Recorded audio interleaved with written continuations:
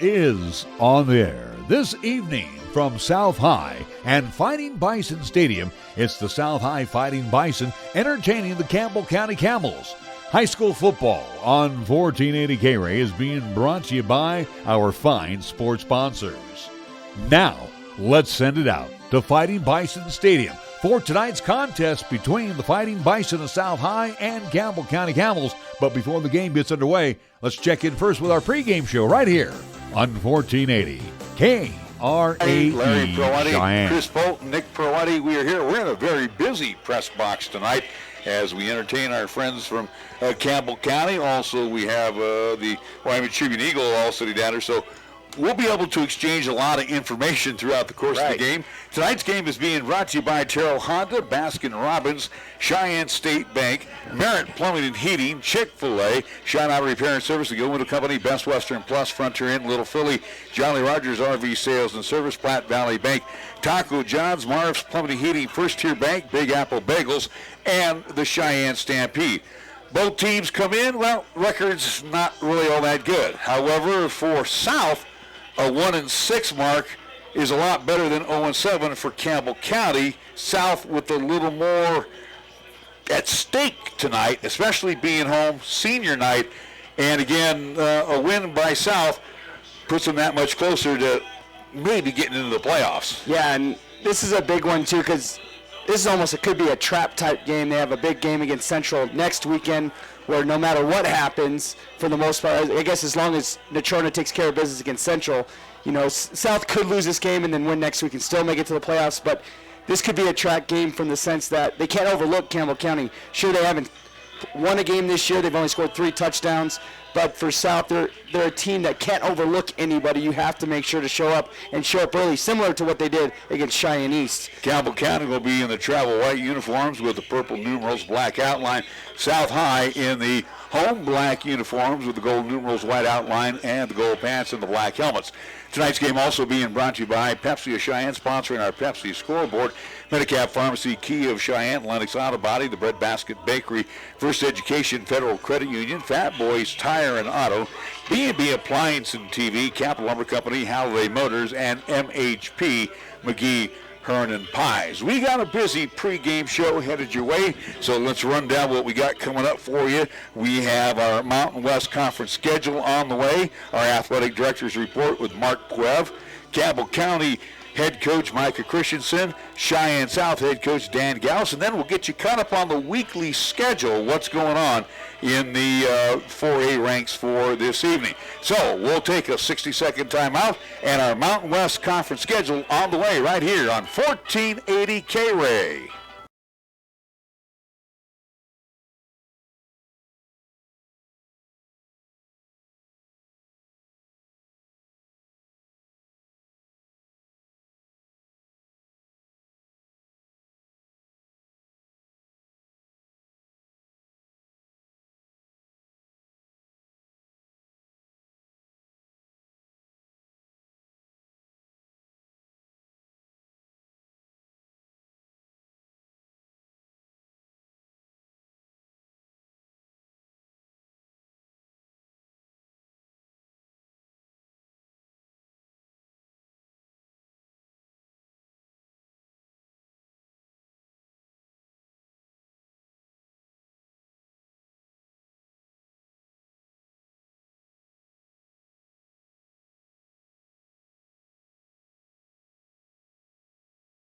This weekend in the Mountain West Conference, let's check out the schedule in San Diego, California. On tap for tonight, the Aztecs will take on the Air Force Falcons in Mo West play.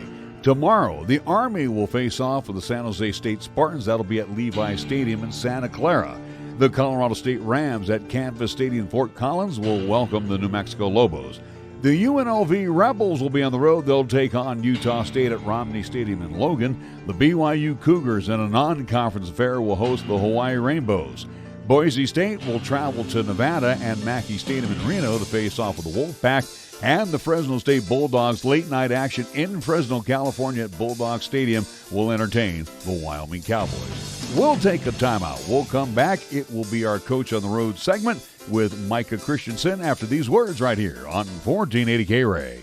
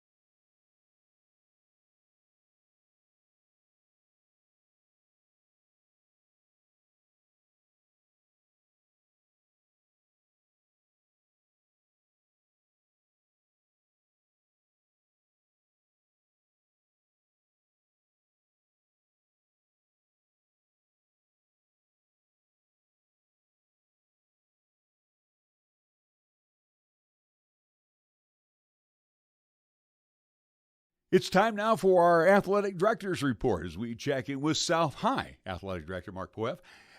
Mark, as we wind down here in the fall sports, and again, we still have football and volleyball action still to come, including our game tonight against Campbell County, but also volleyball is still first and foremost, too, at South High. Yeah, we're going up north against Sheridan and Natrona here this weekend, and you know what? I think we've been improving. I looked at some of the scores, and we haven't won a lot. We've done a lot better in the tournaments recently, and we're just looking forward to this week week and a half that we can hopefully get a few in here and maybe have some success. Mark, you mentioned, we haven't won a lot lately. And again, we look at the football program. They've got one win, hopefully two against Campbell County. And you never know what will happen against Cheyenne Central next week and a possibility of qualifying for the playoffs. When wins are few, and again, we know South High has been going through the bug and got some injuries and all that. But when times are a little tough, you as the athletic director, how do you go about talking to the kids or the coaches to, keep their chins up? I'm fortunate that, in football, I have a coach that's been around for a little bit longer than I have. So the conversations that we have are, there's not a lot of X's and O's that going on. It's more about kids and character and the quality of what you're doing and seeing the improvement. And it's exactly what you said, different ways to keep kids positive on those cold days in practices, on those tough nights on Friday night when you may not have done so good. So those are the conversations we have with them. The same, my volleyball coach, I love her to death. She's been around for a while, and you know what? Same things. She bounces things off me all the time, and you know what? 99 times out of 100, when I give her a suggestion, she's already tried it. But you know what? It's just nice to hear somebody kind of reaffirm what you're doing and that you are going down the right way. What do I do for them? Whatever I need to. You know what? If they need me to pull a kid aside and talk to him, I'll do it. I got time to do that in the daytime where they're in the classroom. So it basically goes that there's a jack of all trade, master of none, and I think that's part of the description of an athletic director is you just kind of do what your coaches need you to do, and you're there for them and the kids. I look back in the day, our days of playing, and, we were jocks. Now today, correct me if I'm wrong, our student athletes are looked to a little bit more for their leadership abilities than just being an athlete and playing sports at South High. Yeah, and it's not just at South High. I don't know if it's the generational type thing, but yeah, I've seen a bunch of kids say that I'm just a football player, just a basketball player, just a volleyball player, just a soccer player. And it just strikes me as weird because you know what? You're an athlete. And athletes, the way you learn to compete is by competing. And you don't compete for 3 months out of the year and take 9 months to train and do other things. And again, we're talking about, we're the old guys screaming, get off my lawn right now, but it is, I did football, basketball, track through high school, and it was just, you had about a week in between each one. And then in the summertime, you lifted and you did some stuff. They didn't have the camps and stuff that they do nowadays, but you still did some things, some team things with those teams that you were affiliated with. So my deal is, I just had a couple of conversations with kids this morning, just, what are you doing this winter? I'm thinking about going basketball. Let's not think about it. Let's do it. What are you doing in the spring? Track or soccer? I don't care which. Do one of them. Learn how to compete year-round, and it'll make you a better athlete. So those are some of the conversations that we have around here. As an athletic director and talking with your counterparts, Jerry and Chad, throughout the course of the year, I look at we're about done with the fall season. Then we got to start looking ahead towards the winter sports. And again, Mother Nature, it's more of a crapshoot. We don't know what she's going to provide when our basketball teams are out or our wrestling teams are out on the road.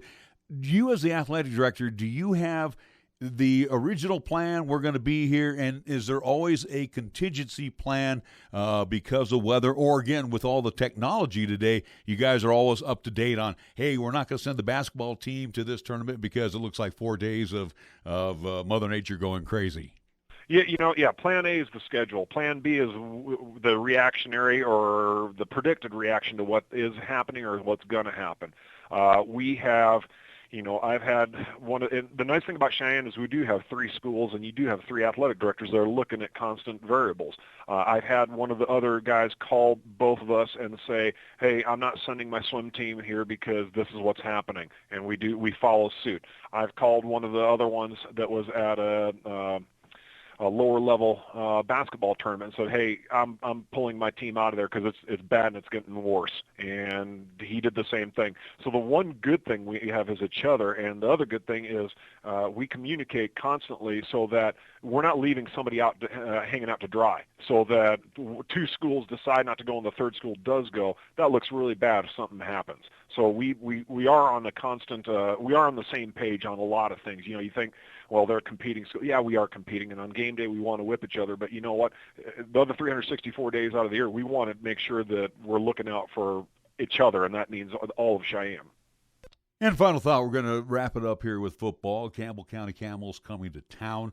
South High started out really slow, started to build momentum. Matter of fact, when I watched you against Cheyenne East, I said, wow, this team's got a lot of potential. Then you go to Rock Springs and pick up a win.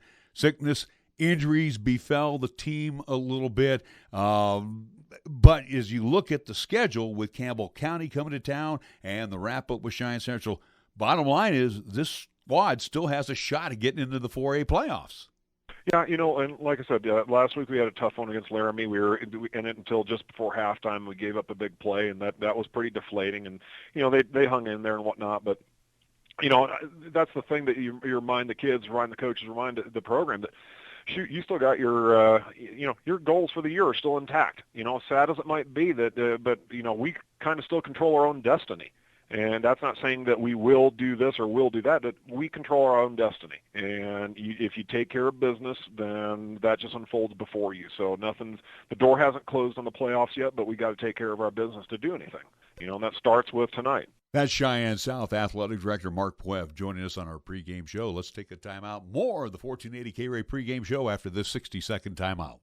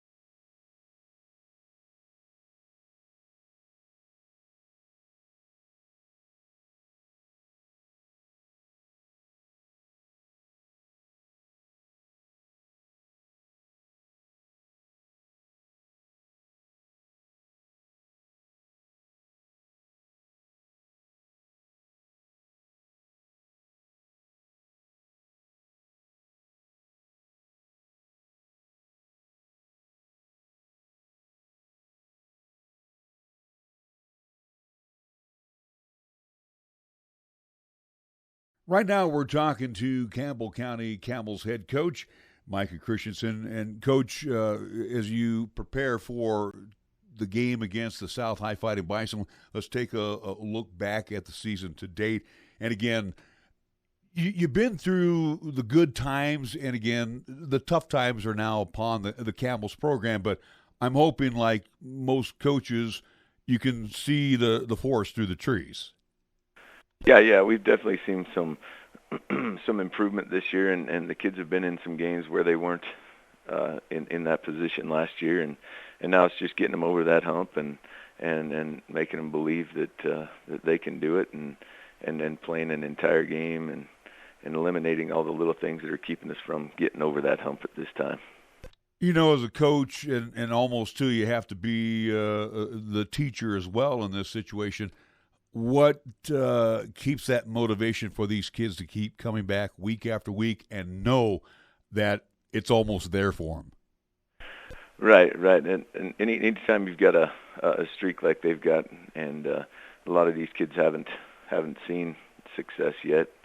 They haven't been a part of the program of the past, and that's just something we have to do as coaches, and we try to keep them motivated in practice. And they're a gritty group. They're a tough group, and we haven't seen a lot of attrition. And the kids come to work every week and work hard, and are doing a good job of that. But like I said, I think it's just our job trying to, keep them up and let them know there are better days ahead and keep to the grind. It's interesting with Thunder Basin coming into play last year, and it almost feels like Campbell County is the new school on the block with the defections, so to speak, that happened last year over at Thunder Basin. But do you feel in some respects that you're like South High, you're the new kids on the block in the Class 4A ranks? Yeah, to some extent. I mean, luckily we had, a program in place and some history, unlike South did. I know how tough that is, and it's never easy building a program from the ground up. But yeah, there were things in place that we weren't quite the new program, but in a sense, yes, we were starting with players with little to no experience, and it's just like any rebuilding process. It takes its time and patience and belief in the process, and I think those kids are doing those things right now. So. What about the improvements that you're starting to see on both sides of the football? Obviously, defense probably molds quicker than the offense, but where are you seeing those fruits of the coaching staff's labor?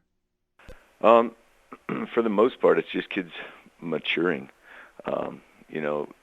Defensively, schematically, kids are a little bit more sound this year. They're still green. I mean, we're still playing a lot of sophomores, and a sophomore at the varsity 4A level in Wyoming is tough at any time, and so that experience definitely shows. But their familiarity with the scheme that we have, that's where we've seen a lot of the improvement is kids feel comfortable in what they're doing a little bit more, and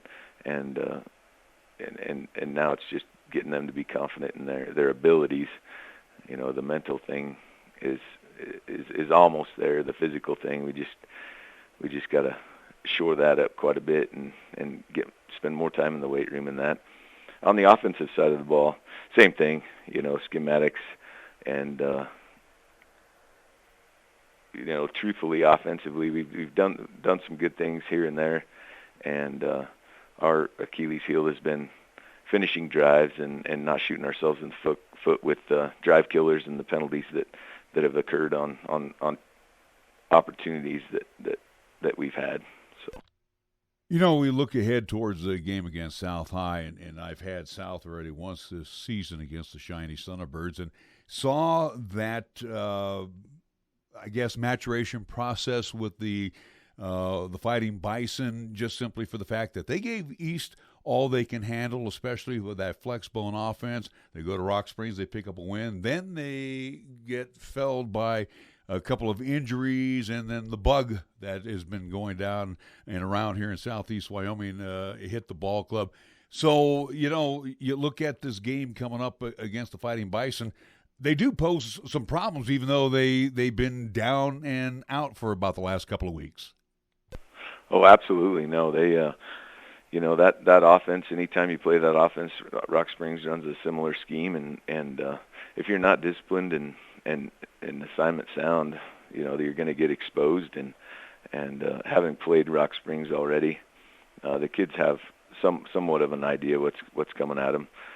South does do a few things different and gives you a few more wrinkles to that offense, and so no, our kids they've definitely got a formidable opponent, and regardless of the bug and things that are going down there, I know South's a much improved team. Like you said, they beat Rock Springs, and their coaching staff does a great job of getting those kids ready to play every week, and so no, we're definitely got our hands full this week.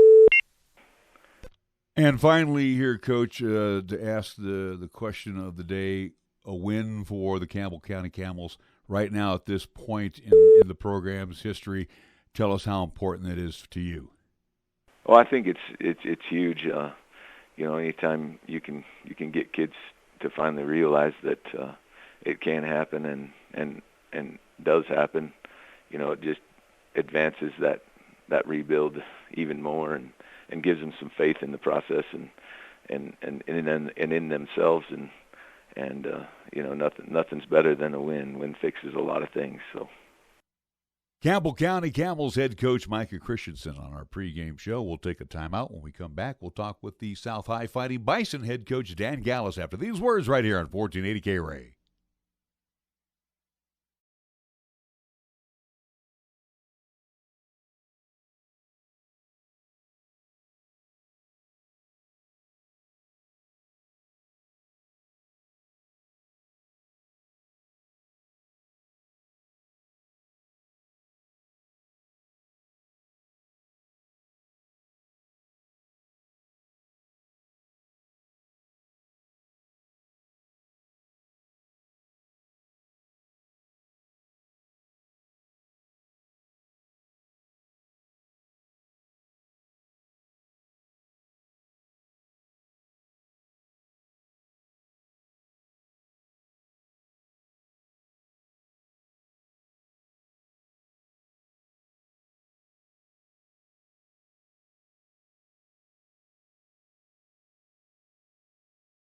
Right now, we're talking with Fightin Bison head coach Dan Gallus. And, Coach, last time that we had the opportunity to carry South High was against the East High Thunderbirds. And again, I came away, even though the ball game was an L in the column for the Bison, I came away very impressed with this ball club.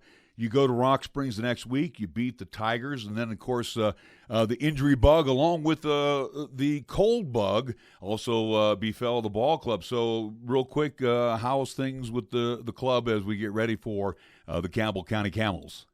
Well, I would have to say, yeah, we were impressed with the way that we played against East, not in a way that it astonished us, but we were pleased more than impressed, I suppose is a better word. We played well for part of the game, and then we got away from what we do well, and things got away from us. We were able to go over to the other side of the state and play Rock Springs and play them in a tough environment for their homecoming, and we were able to get a victory there, even after we had an injury to our quarterback, and we replaced him with a senior, and we were able to get the victory. Then against Sheridan, we just I think we felt like we were overwhelmed. That's the way I view it anyway. They're a very good football program, and they continue to demonstrate that, and we've got to find a way to make sure our kids believe in themselves no matter who the opponent is. And then last week we were pretty much very disappointed, I suppose is the best words, against Laramie. We really thought we had a chance in that game, and it turned sour on us. So we're really looking forward to getting back on the field this week and playing a Campbell County program that has a lot of pride in their program. They've won so many accolades over the years, and I know they're not as good as they once were, but there's pride there, and those kids are going to come to play. You know, Coach, and I'm not going to play the Jim Mora clip of playoffs, but, let's be real. We got 2 weeks left in this season, and the playoff picture still sits very well for the South High Fighting Bison. A win Friday against the Campbell County Camels, and then you look ahead next week to Cheyenne Central. I know you play them one at a time, but, again, postseason play still in the offing. Well, there's no doubt about that, and that has been a small topic of conversation. We try to do our best to just focus on one game at a time and play as well as we can for that week. We want to keep our optimism up, so we've talked about it briefly, but we want to really focus on this week, that's for sure. Coach, you've been in this business a long time. You've had the good and the bad. And when you are in a struggling season or a growing season, for example, this year with the Fighting Bison, you also have to become not just a coach, but a teacher and continue to teach the young men to come back and be fighters every week. What are you seeing out of this group of kids as they come to practice each and every week? Well, I see that they have a lot of resolve, and that's a good thing to have. I mean, you know as well as I do, Larry, you don't have great days all the time, and neither do I. And life is that way. And if we can teach them life lessons through this, that they have to get up out of bed, put their face in the wind, and keep on going, and get better each time that they have that opportunity, I think we've achieved a great deal, and we want to continue to work in that regard. Sure, we want to win. Sure, we want to play well.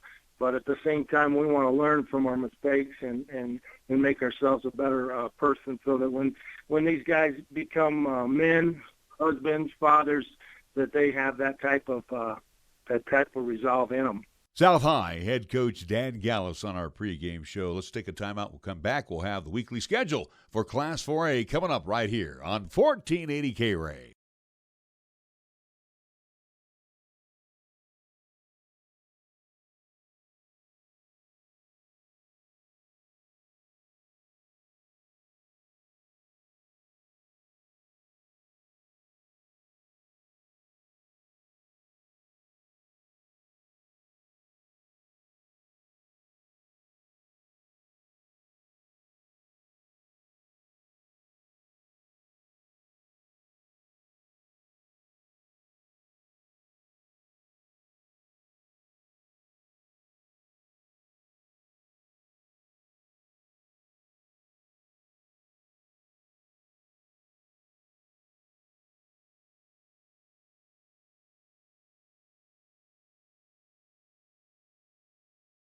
Checking out the Class 4A football schedule on tap for tonight. In addition to our game at South High, the Central Indians will be on the road. They'll face the Natrona Mustangs. They will be playing at Cheney Alumni Field.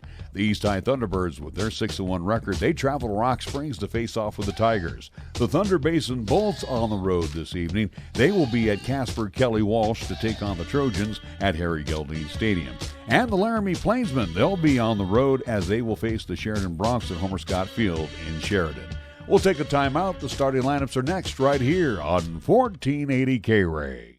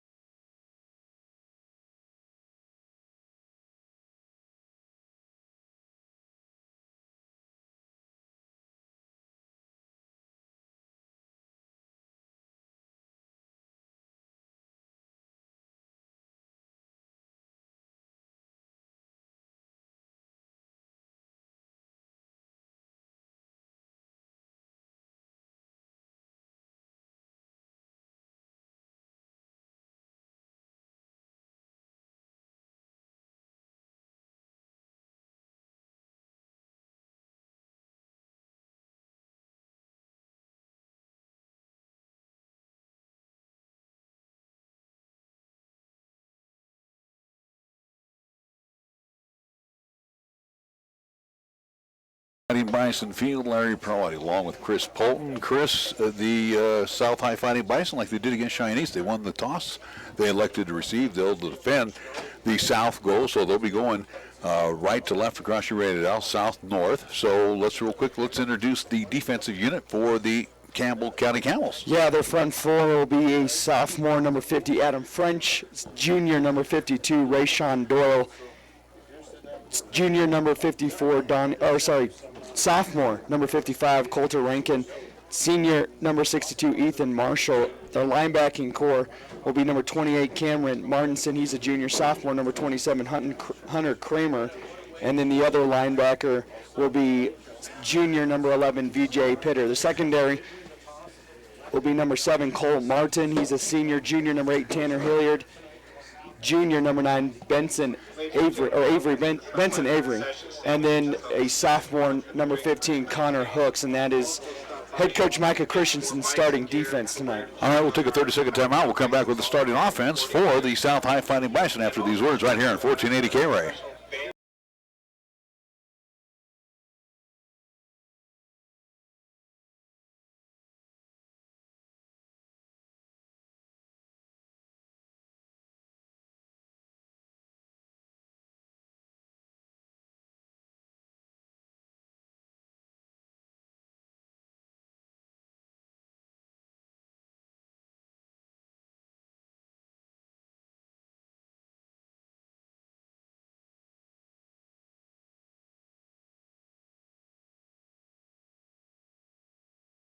Cheyenne South Fighting Bison along the front line. The right guard will be Austin White. He's 6 foot, 207 pounds. He's a senior, joined by Brady Dunn tonight, 6'2", 227, senior. The left guard will be Griffin Belaski. He's 5'9", 212, a junior. The left tackle, 5'10", 213-pound senior, Jace Packard. In the middle will be Christian Martinez. He's 5'10", 204 pounds, and a junior. The quarterback is Cade Burns. He's back, 6'5", 163, and a sophomore. On one wing will be Wyatt Garcia, 5'6", 172-pound senior. He'll be joined by Alex Soto, who is the fullback, 5'11", 176 junior. On the other wing will be Trey Trimble, 5'10", 208, and a senior. A senior also joining them at times will be Dominic Dominguez. He's 5'9", 160, and a senior. He's also in that backfield. So again, they change it up from time to time, kicking it away. For the Camels, as we're about ready to get things underway, it will be, if I'm not mistaken, Joseph Rodriguez. He is a sophomore, so he has it teed up. And take it back, it looks like not Joseph Rodriguez, it's number 15 who has the ball teed up. We got a wrong number handed to us. So we are looking. And Connor Hooks. Connor Hooks, is that who you have? Yeah, Connor Hooks looks like he'll be the one kicking off to start off. All right, well, we will get things underway as the clock has wound down. Back deep will be, it looks like, Wyatt Garcia for the South High Fighting Bison, also Kari Wright. They'll stand back around, or is that Trimble? No, you're right. Kari Wright's back there with Dominguez, I believe. So Dominguez and Wright back deep as they'll stand back around their 8-yard line. Hooks has it teed up at the 40, and we are underway. It's going to be a short kick picked up by one of the upbacks at the 30-yard line, and he will slide down to the 36. That was picked up by Tyler Wilkin, one of the seniors here tonight, as they honored the 11 seniors. They were Trey Trimble, Tyler Wilkin, Wyatt Garcia, Sam Lister, Austin White, Brady Dunn, Jace Packard, also Brandon Pruitt, and Pedro Silva honored tonight on senior night. And if we missed out on anybody, we'll try to get that corrected later on. First down and 10 for the Fighting Bison. Looks like Trey Trimble will be the quarterback for tonight. So to line up in the fullback position in motion is Garcia, and we're going to have movement on the defensive side. Encroachment will be called against the Camels right away. So ball on the 36-yard line, and it will be moved up to the 41. Yeah, a little bit of a quick start there by Rankin on the right end. Good way for South to start, though, is get a free 5 yards. Interesting that they didn't start Cade Burns. I know Cade is a little banged up, but again, I know he plays on the defensive side, so maybe Coach Gallus thinking that defense is needed more than him being at the quarterback position. Trumbull did an okay job last week at Laramie. Well, you know they'll probably keep it on the ground quite a bit with Burns on the sidelines. In motion this time again is Garcia. They'll pitch it back to Garcia. Down the sidelines on the far side. He should have the first down and more to the 50-yard line. Nice run by Wyatt Garcia as he takes it from the 41 all the way to the 59 yards on that gain. First down and 10 for the Cheyenne South Fighting Bison. And the Fighting Bison tonight should have no problems running the football. You're right. And one thing we noticed against East is Garcia got off to that quick start, and in the second half they went to Dominguez. We'll see here how many touches Garcia gets right off the bat, or if they just try to ride a hot hand. Kobe Bardo shuffling in the plays, getting out of the flex bone. In motion is Garcia. They'll pitch it out to Garcia. He gets a block. He's outside to the 45, down to the 43-yard line of the Camels. Give Garcia on the run there. It looks like they're going to give him 8 to the 42. So the Fighting Bison looking at Wyatt Garcia, who last time we saw him was running well against Cheyenne East, and then the second half stopped running the football. Right. As you said, he was on a milk carton. So for the Fighting Bison, they look at a second down short. Initial drive here for Cheyenne South. They won the toss. They elected to receive. Very rare in high school these days, but they said, yes, we'll go ahead and take it. Moving over from the right to the left side is Mascaneras, and they'll pitch it back again, this time to the hot hand right now, that being Wyatt Garcia, who will have the first down. So for Garcia, he will bring it down to the 36-yard line. So 6 yards on that run for Wyatt Garcia. Stops the clock with 11 minutes on the Pepsi scoreboard, and the Bison driving here on their initial possession. Here's the deal, though, too, tonight. Again, playing the team of the Camels, who are very hungry to score as well. They haven't scored a lot of touchdowns throughout the course of the year, so just 3. We're going to have to see that defense bow the neck here as they go back onto the defense side of here shortly. We've got a whistle on the pitch back from Trumbull to Garcia. There may be a legal motion on South, I would assume. But they're 4 straight plays now, 4 straight pitches to Garcia to start. Offside on the South High Fighting Bison, one of those rare calls. That would be one of the, I guess you would say your flanker was probably lined up offside. His head was over the football. Right, yeah, mental mistake there. You should at least look over at the line judge. He'll let you know. So for the Fighting Bison, right here in front of us again, going right to left across your radio dial and across your web stream. Pitch back to Garcia. Garcia trying to kick it outside. He does so. He may get back the penalty yard, possibly pick up one more.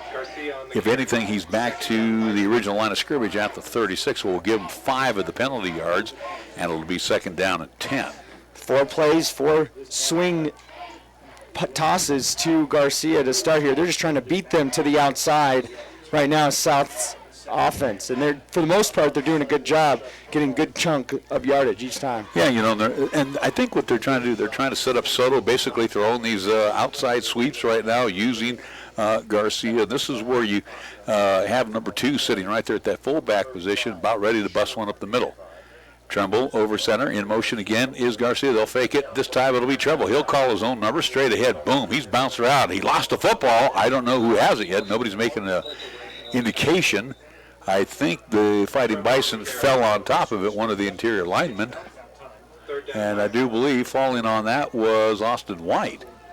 So for Trimble, just a couple of yards, and it'll be third down and 8 for Cheyenne South. You called that from up here, just trying to see if they can get Campbell County to over pursuit. Good job there by the Camels staying disciplined on defense. Splitting out to the near side will be Hunter Scott. He's a big one to throw to. He's 6'2", 232, and a junior. Trimble right now over center, in motion again is White. They'll come back with a counter, this time to Dominguez. Dominguez bounced around to the 31-yard line. It'll be well short of the first down. Fourth down and 5 now for the Fighting Bison. Obviously, this is no brainer. Again, with your call here, you're going to definitely go for it. And hopefully for the Fighting Bison, they got 5 yards on their fourth down play coming in. I would assume here they're going to go on that swing pitch to Garcia. That's been their bread and butter this drive. He's had 4 carries. So Mascarenas comes in. 7 yards a carry. Michael Mascarenas comes in, the sophomore. He will shuffle into play. He will come out to the near side. It is 4th down and 5 for the Fighting Bison. Double motion as they will switch it out. Now dropping back into the gun will be Trimble. Now in motion again and there's going to be way too much movement. Just a timeout called by Coach Or a timeout Dallas. called by the South High Fighting Bison. It was like the official on the near side was going, I've had enough of this. So Coach Gallus, who I guess was trying to get them to jump offside with the double motion. Unfortunately, Campbell County did not bite. 8:32 to go here, first period. No score. We're back after this 30-second timeout on 1480 KRAE.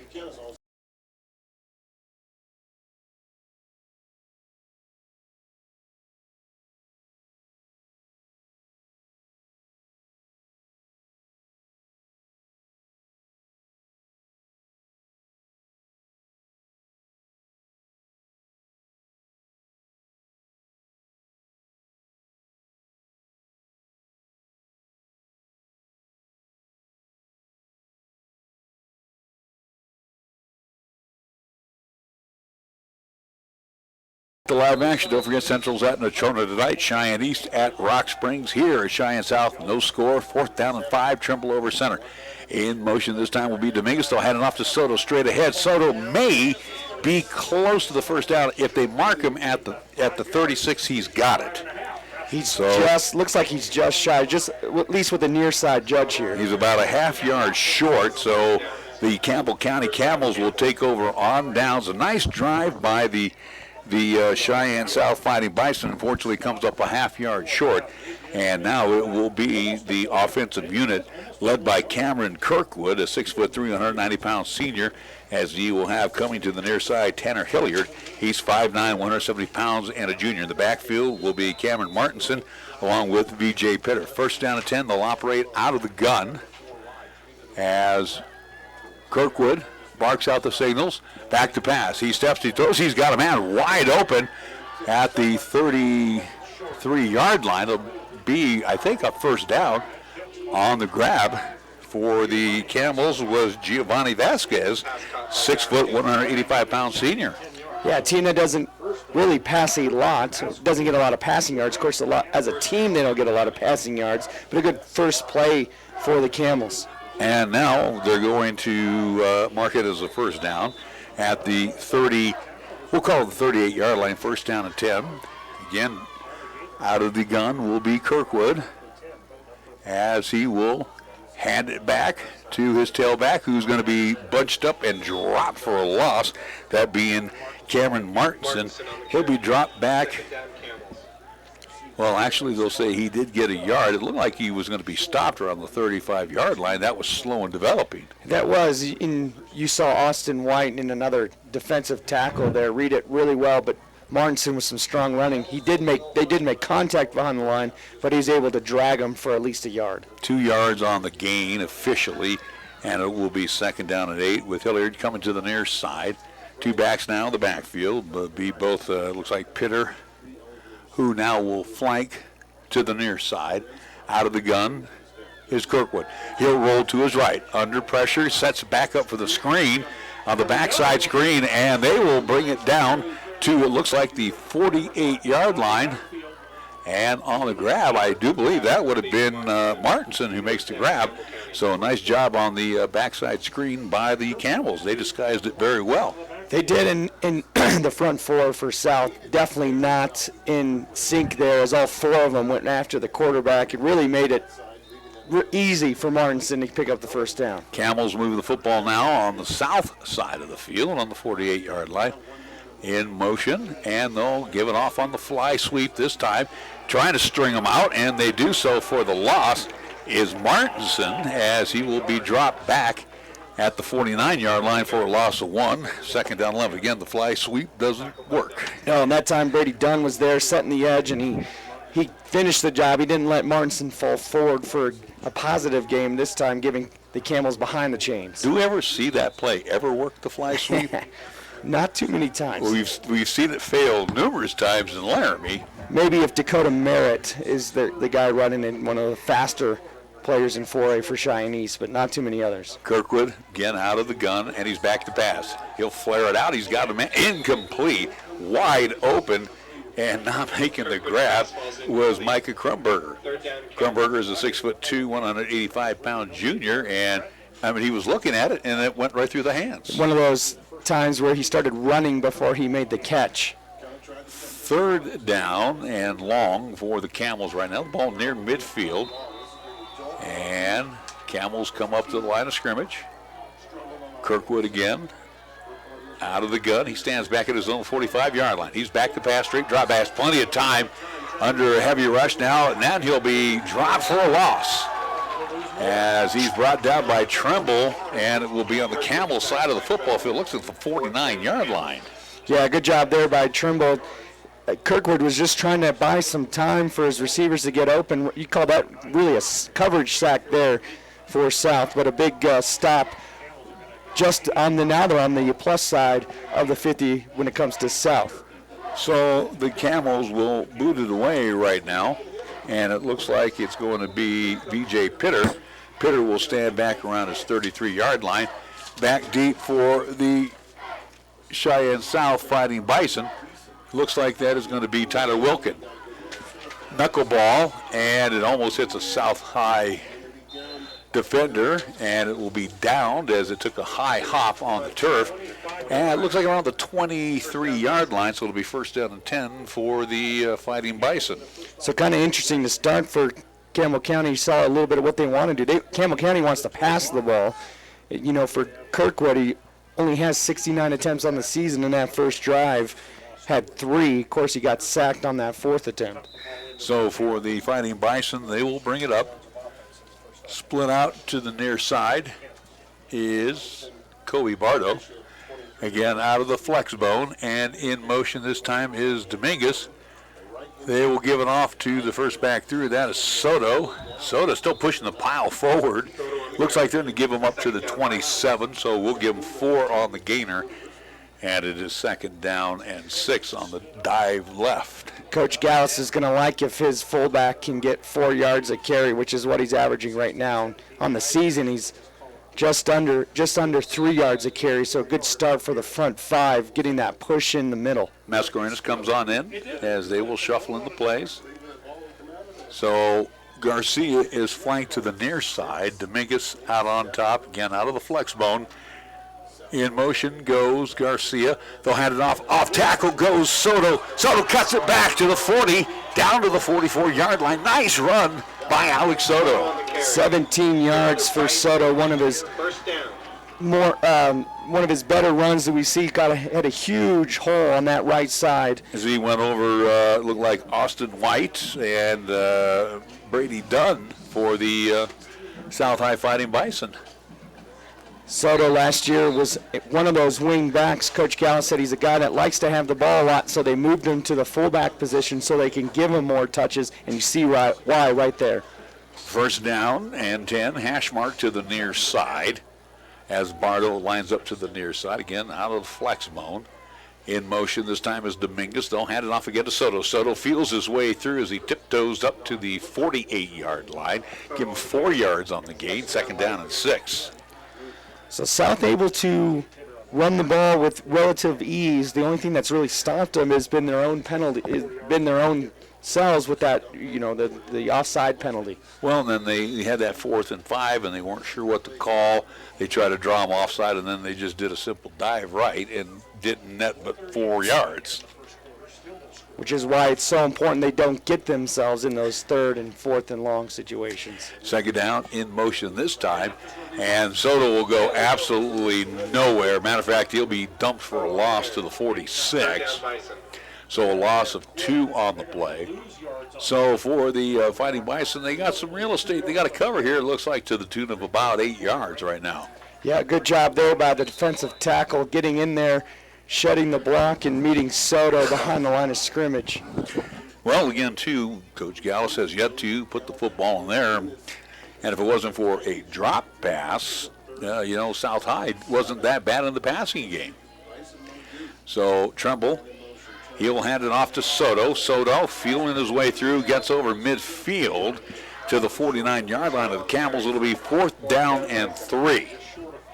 So again, how do the Fighting Bison feel about going for it? And they're not going to. They're going to send the punting unit out. Well, you got to wonder how long they'll keep Burns on the sidelines. Obviously, they are reluctant to pass with Trimble behind the center. We've seen Burns pass against East. He can fling it, but another 3rd and long play, and they go to the dive. Yeah, they keep it down on the ground. So, again, not wanting to put the ball in the air right now are the Fighting Bison. Dropping back deep is Connor Hooks. He is a sophomore. High snap, and we have a whistle. And we have a timeout, a second timeout now called by the Fighting Bison. 2:55 to go here in period number 1. No score. Camels and the Fighting Bison. We're back after this 30-second timeout on 1480 KRAE.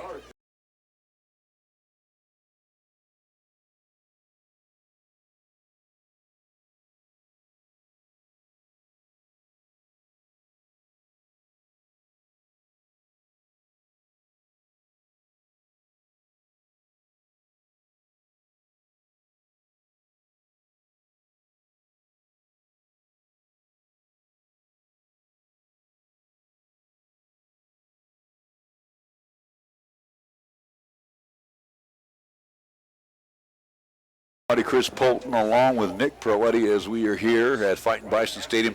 Fightin' Bison right now faced with a 4th down and 4 from the midfield stripe. Trimble drops back in deep punt formation, hooks back, now retreats back to the 18, and Trimble will do the old, again, and he gets a nice kick away. It will go into the end zone. Again, the rugby-style punt.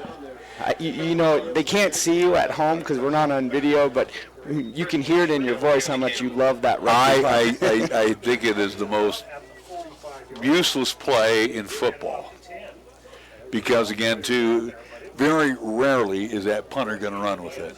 And usually it's always I would say probably it's we saw him 2 out of 10 that right. It might go off good. Well, we saw the one against East that maybe got 5 feet off the ground.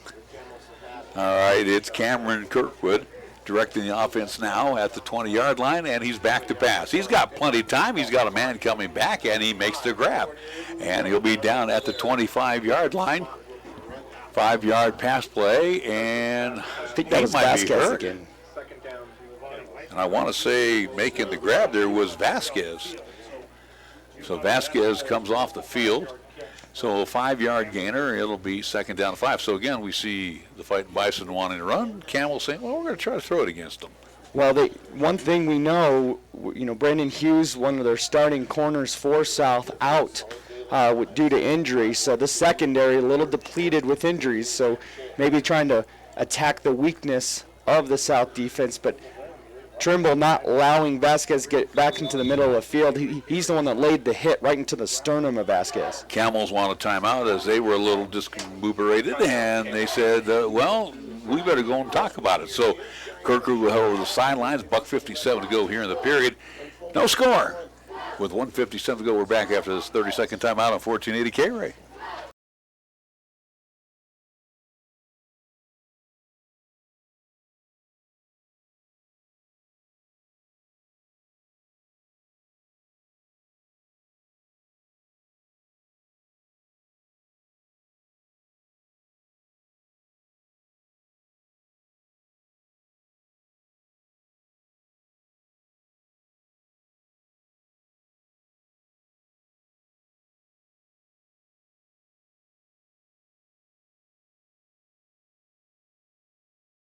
$1:57 to go here in period number 1. It's been a first quarter where we know South can move the football on the Camels.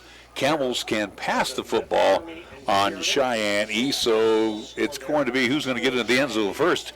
Tanner Hill split to the near side. Out of the gun is Kirkwood. Behind him is Martinson, and Martinson will take the football. And he'll go straight ahead and drive right back. I mean, he hit the interior wall of Cheyenne South and maybe a yard to the 36. So it'll be 3rd down and 4 for the Camels. They're actually going to give him the 37. I can't believe that. Yeah, it looked like he got stopped and went backwards from the line of scrimmage. So 3rd down, we'll call it a long 3 as Kirkwood now retreats to the gun on this long third. Well, I shouldn't say 3rd down. 3rd down is short. Kirkwood, and now it's going to be 3rd down and long because trying to get a head start for the Camels. You have that number 1. Number 1 is Dominic Foster. So Dominic Foster trying to get a head start. That's not going to fly. He is a 5'8", 165 sophomore. And what's funny, Larry, on that play, too, if he doesn't take off, there was 2 defensive linemen for South that had jumped across the other side of the ball. They would have had an easy 1st down the other way if the receiver if Foster stays still. So for the Camels, they've got 3rd down and long. Again, it will be Kirkwood, the 6'3", 190-pound senior, retreating out of the gun, back to pass. Has plenty of time. Throws it out in the flat. He's got a receiver, and that will be his running back, Martinson. Martinson will be well short of the 1st down at the 25-yard line, so it'll be 4th down and 5. So a couple of trading the punts thus far. Yeah, good job there by Trimble and White. They just really tried to contain Martinson. They knew where the sticks were and did a good job not letting him get around. You know, we've seen a couple of different Cheyenne teams not being able to tackle very well, but here's South making sure they're wrapping up and not giving them the extra yards. V.J. Pitter back around his 10-yard line to boot away. High snap, and he'll get a nice kick away. It's an end-over-end into the wind, and it goes out of bounds. Now let's see. South will come away with good field position. And it looks like at the 47-yard line of the Camels. So, you know, even though I say it was a nice kick, there's about a 15 to 17-mile-an-hour wind out here blowing out of the south right in his face. Well, let's see here what South tries to do. They've done nothing but run the football. And at some point, you're going to have to see Trimble throw the ball. You'd like to see him try to do it maybe early in this drive and just to keep Campbell County honest, because right now Campbell County's got 9 guys in the box. Well, yeah, and again, Trimble, not the thrower that Burns is, that is for sure. So again, they will come out, hash mark to the far side in the flex bone. Garcia lined up to the near side, and in motion this time it's Dominguez, and they'll give it off to Soto. Soto will pick up big yardage down to the 38-yard line on probably the final play of the quarter. So it will be a gain of 9, and we'll call it 2nd down, a long 1. The Fighting Bison will huddle up, but again, like I said, if they do snap this, I'd be surprised. So they are heading over to the sidelines. We are about 5 seconds away from ending the first quarter. So after 1 here at Fightin' Bison Stadium, senior night, and South and the Camels of Campbell County, no score. We're back with the second quarter after the 60-second timeout on 1480 KRAE.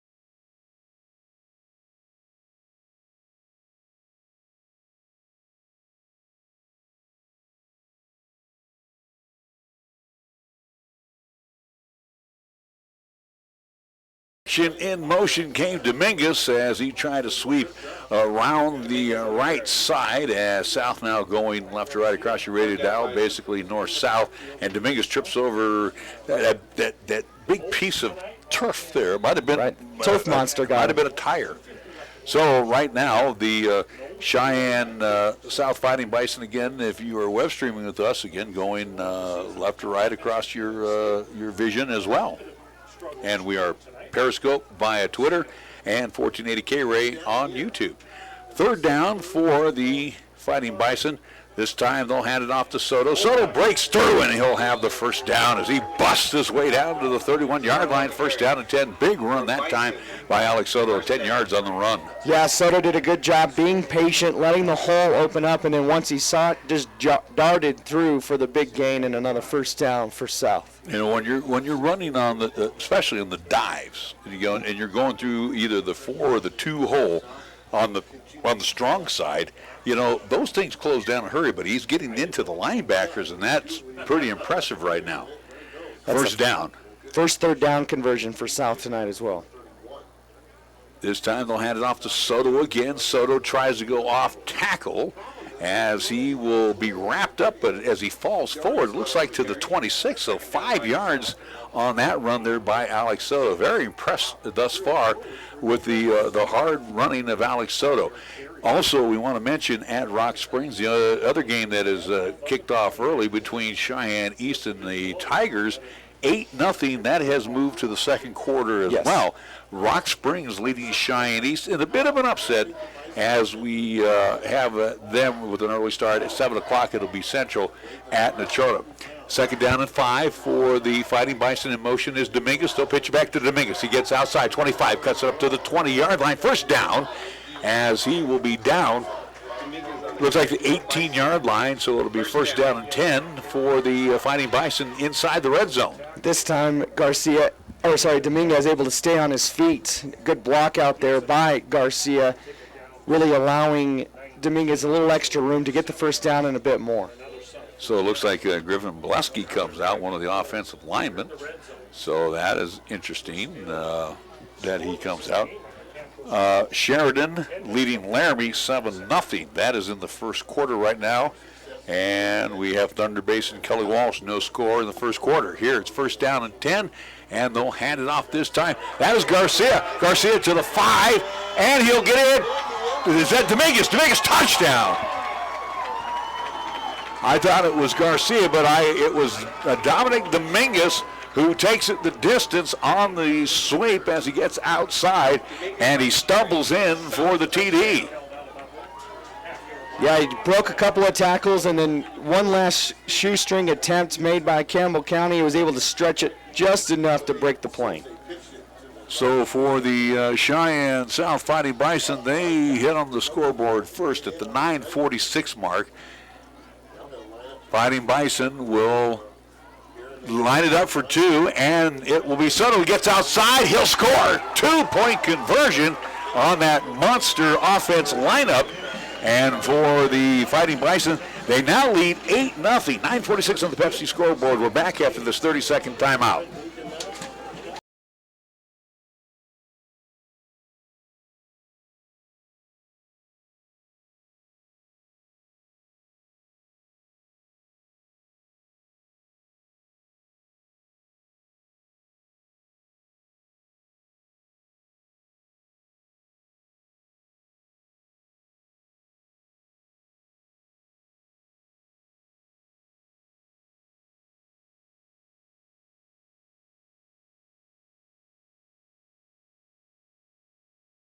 For the Fighting Bison, but that's what you need when you got a short field. You got to take advantage of it.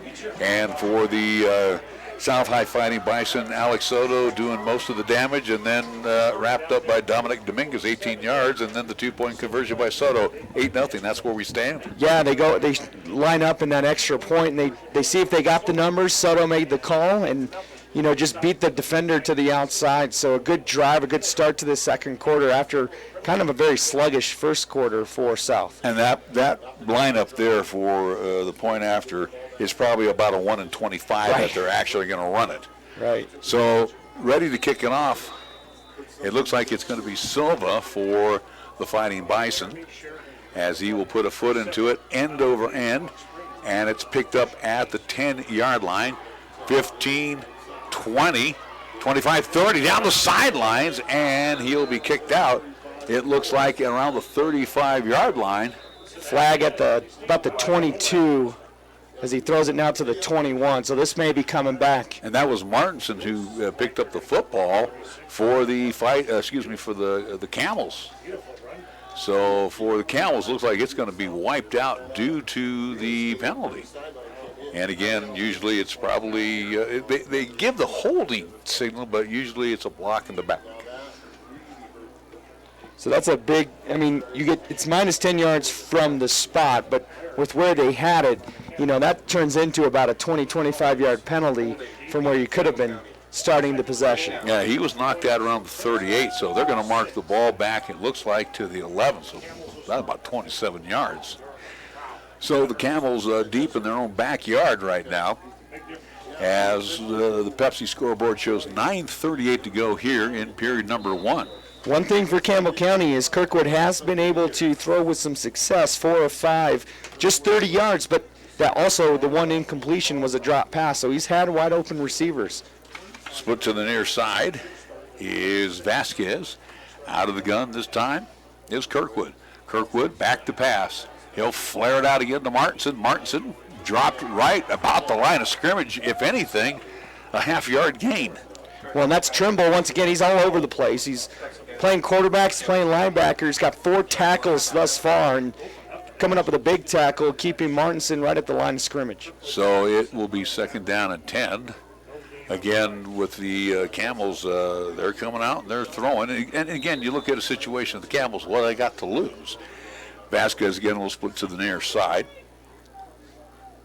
as Kirkwood again operates out of the gun. 2nd down and 10, he's back to pass. He'll throw it over to this side on top, breaking one tackle, getting away from another, but he'll be dropped down around the 17-yard line. On the reception for the Camels was Tanner Hillard.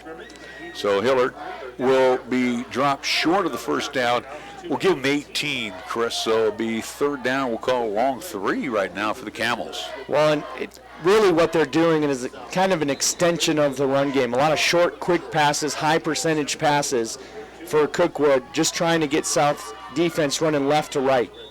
And movement on the interior line. I think they might have caught South with a hand in the cookie jar.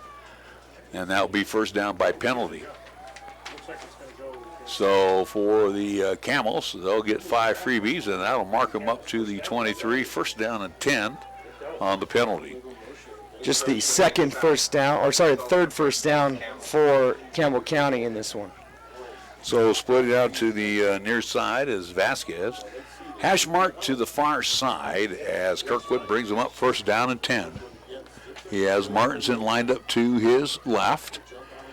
Martinson will split out. Pass is blocked. Hilliard almost came back for it. And it'll be incomplete. I couldn't see who got a paw on it. No, that may have been Hunter Scott over there on that left end. And of course, that's just me assuming since that 6'2" frame. And he got up high on that one and really threw off the trajectory, but Hilliard was smart enough to come back for it. So it will be 2nd down and 10 with Vasquez split to the near side. He's joined by Angel Nava as he's flanked to the near side. 2nd down and 10. This time it will be Kirkwood calling his own number. He's trying to get outside. He'll be pushed out of bounds short of the 1st down at the 29-yard line. So it'll be 3rd down, we'll say 4 for the Camels. Ball on the 29, needing to get to the 33.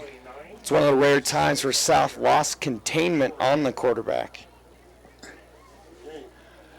So for Kirkwood and Micah Christensen, big play coming up here as it will be Nava again joining Vasquez here to the near side. Kirkwood has Pitter in the backfield along with Martinson. Now in motion is Nava out of the gun. And again, South did it again. I don't know if Kirkwood's doing something with his hands. Maybe when he says hut, he's moving his hands, but that's now the 3rd time we've seen the front 4 with South get a little bit antsy. Senior Brady Dunn popping offside. He knows better. Offsides against South results in a Campbell County 1st down. So another 1st down for the Camels. Camels moved the football up to their own 34-yard line. So Kirkwood A lot of breathing room now as he'll switch Martinson over from the right to the left side. He's got trips to the near side on a first down call. And he's back to pass. Looking, and he incomplete. Open was Vasquez at the 46-yard line. The coverage by Cheyenne South in the secondary a little weak right now. Well, that concerns me. Yeah, and they're attacking the side that KRAE White is not on. And then when you got a new defensive backs and you're bringing them in and out and you run a zone, you need a lot of communication. Vasquez had nobody within 5-6 yards of him. Luckily for South, though, it's another drop pass for Campbell County. Yeah, quick slant to Vasquez, and he dropped the football, so it's second down and 10. Kirkwood again operates out of the gun.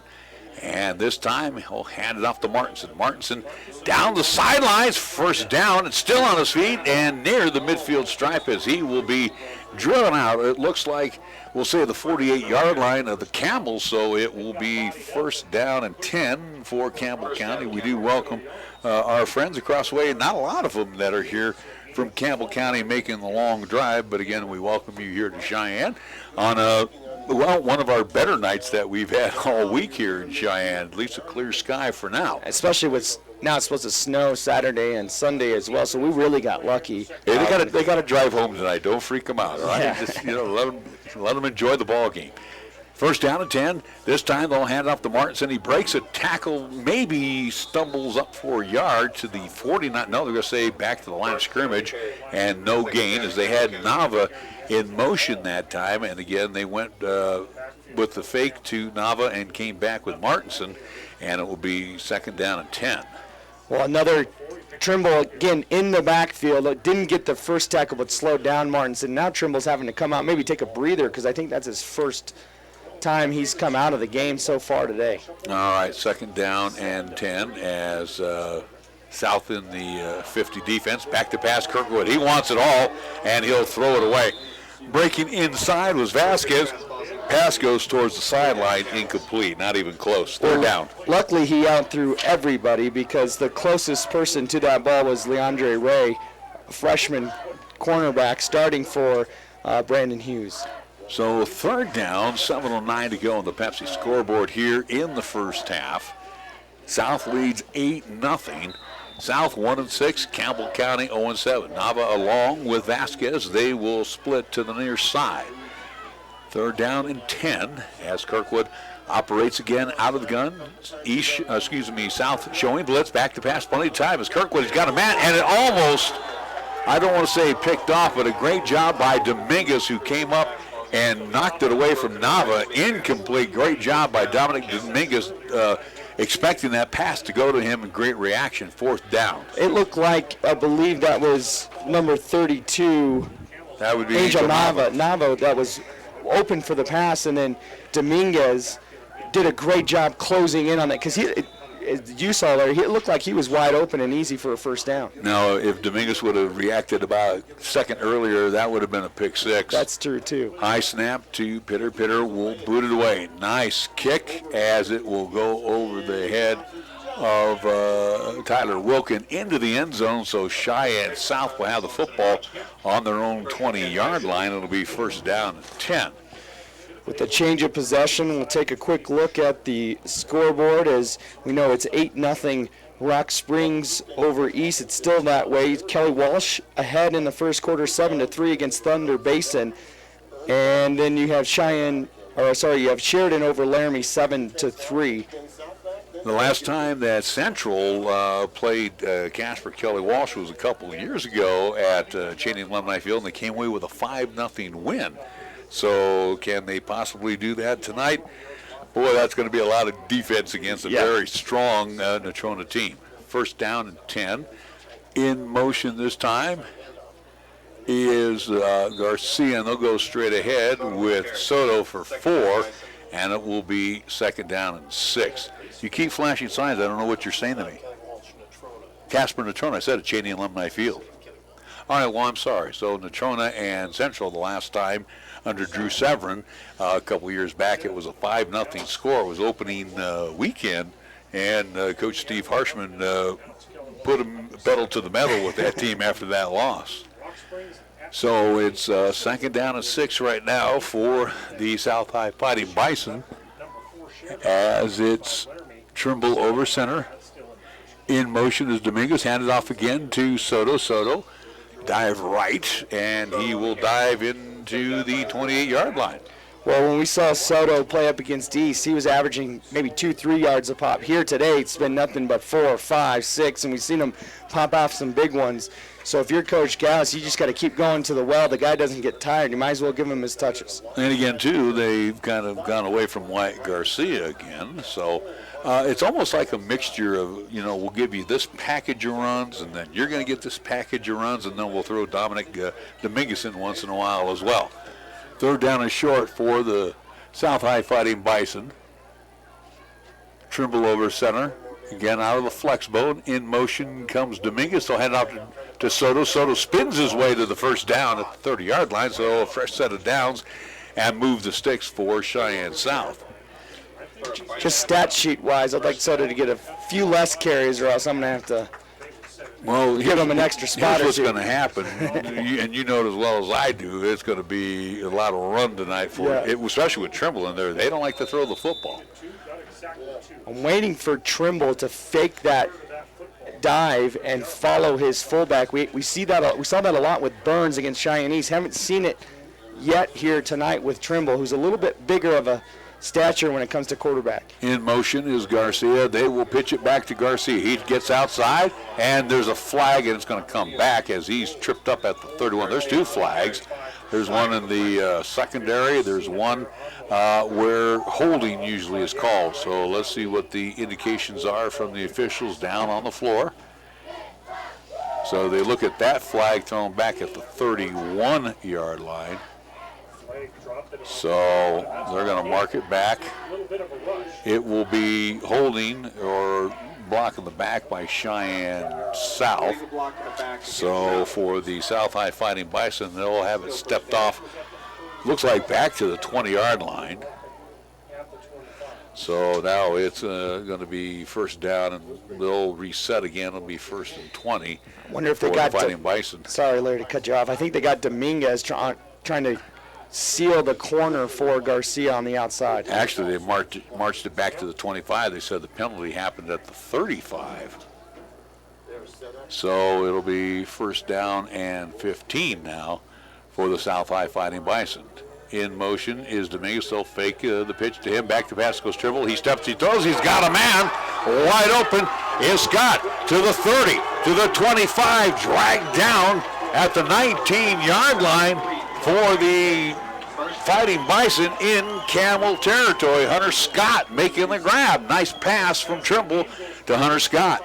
55-yard play, and you just lulling them to sleep, and Hunter Scott got behind the secondary, and Trimble put it right on the money to Scott. And exactly what they did is they had lulled them to sleep, where they forced 8, 9 in the box going, go ahead, we dare you to throw. And they did. They threw to the big guy. First down and 10, ball on the 20-yard line of the Camels. Hash mark to the far side. Soto along with Dominguez and Wyatt. Dominguez and Wyatt and Garcia are the wings. In motion is Dominguez. They'll have it straight ahead to Soto. Soto breaks a couple tackles. He's in. Touchdown. Oh, what a run. 20-yard scamper that time by Alex Soto. Once he busted through around the 15-yard line, it was just a matter of anybody trying to tackle him, and he went in pretty much untouched. South 14, Camels nothing. 4:12 mark on the Pepsi scoreboard. How about Soto showing some pull-away speed, too, especially the last 5 yards, but that front 5, they left a massive hole for Soto. I don't know if he was touched, Larry, on that 20-yard TD run. This time, South High will operate out of this weird pistol formation. Soto takes his eye off, and Wright will pick it up, and it looks like he's going to have to eat it, and he will. So for South High, Soto took his eye off as Dominguez came in motion. They get the touchdown, but miss on the two-point conversion. 14-0 our score, 4:12 to go on the Pepsi scoreboard. We're back after this 30-second timeout on 1480 KRAE.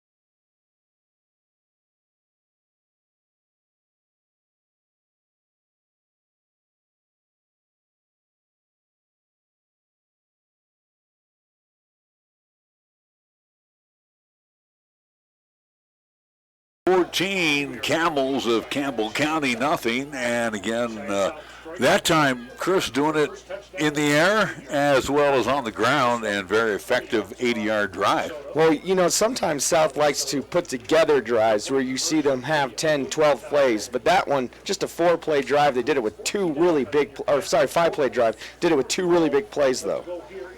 Nava, along with Martinson, they will drop back deep. They will look around. They'll check in around the 10-yard line. Silva, the lefty, will boot it away. This one will be low on the ground. It's in and out of the hands of one of the upbacks. That was one of the receivers. It went out of Hilliard's hands, but picked up.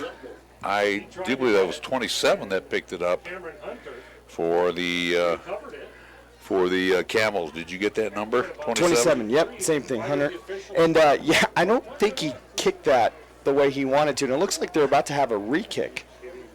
So Hunter Kramer was the one who had it bounce off of him, or actually he picked it up off Hilliard. So I think what they're waiting on is that Silva kicked it off before the officials gave him the word. So we get to do the re-kick thing. So we'll get to do it all over again. So again, back at the 10 are both Martinson and Nava. And Silva now knows he can kick it off, and he will do so high, end over end.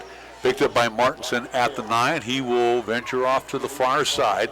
15, 20, 25, 30-yard line, and a good start for the Camels as they will have it first down around their 31-yard line. Well, now the South High Fightin' Bison offense has awakened. Now it's time for Campbell County to try to find some type of answer. They've had some success through the air early, but any pass downfield thus far, either Kirkwood can't get it to him or they drop it right now. So they're going to have somebody, one of his wideouts, make a play. Well, 4 minutes to go on the Pepsi scoreboard. Splitting to the near side for the Camels. Nava, as this time Kirkwood will come to the near side, and Martinson out of the pistol will go nowhere, maybe a yard. So they sent Kirkwood along with Nava, and nobody was fooled by the Cheyenne South defense as Martinson out of the pistol offense back to the line of scrimmage, so it'll be second down and 10. Yeah, trying to maybe just give Martinson a chance to, instead of waiting to get the handoff from Kirkwood, as they're going in the Wildcat again, it looks like. Yeah, they're going to do it again, and this time it will be Martinson, and he will have Pitter behind him. So Martinson will pick out his hole. He's got a big hole, 35, 40-yard line, 45, midfield, and drives down to the 46-yard line of the Fightin' Bison. So again, as you mentioned, out of that Wildcat formation, Chris, everybody knows who's going to carry the football, and yet they can't stop him. Well, that's by the interior line. Yeah, and that time too, Martinson was a little more patient, set up his blocks, and had that one backside cut where no South High defender was. Same thing again. They will have Martinson. This time it will come to Pitter. Pitter will take the hand off, and he breaks a tackle to the 30-yard line, to the 20, down to the 10, the 5, and he's in. Touchdown. Touchdown, Camels. So the Camels will get a 46-yard run from V.J. Pitter, this time as he operated out of the Wildcat. And for the Camels, they make it now 14-6. Well, now we said Campbell County is going to have to come up with a quick answer. Instead of doing it through the air, this time they do it on the ground. So again, they will come back with that same Wildcat formation. Martinson along with Pitter. Kirkwood is split to the near side. They'll go for 2. And Martinson, and he will take it straight ahead. He's in for the 2-point conversion, and good. Our score now, 14-8. South leading by a touchdown. Well, real quick, I think they marked him short. I think that was for the touchdown because that was on the 1-yard line. So now we've got the touchdown for Martinson. So now they're going to set it up for the PAT. So again, the pylon still sits down over on the far side here, and you had one official on the other side call the touchdown. Must have been overruled by, I'm not sure. So Martinson will take it in short for the touchdown. And let's see what they will do here as they will set it up for the PAT. This time it will be Kirkwood back in the backfield. He will operate out of the gun. Martinson will line up to his left. 14-6 our score. As it will be Kirkwood back to pass. He throws for the 2-point conversion, tipped away, knocked away, and no good. So it's South 14 and the Camel 6. Go ahead. Sorry, I didn't mean Bardo could have had the pick, could have returned it for the 2, but he, again, one of those times where he started running before he caught the ball. So it's South 14, Camel 6. We're back after this 30-second timeout on 1480 KRAE.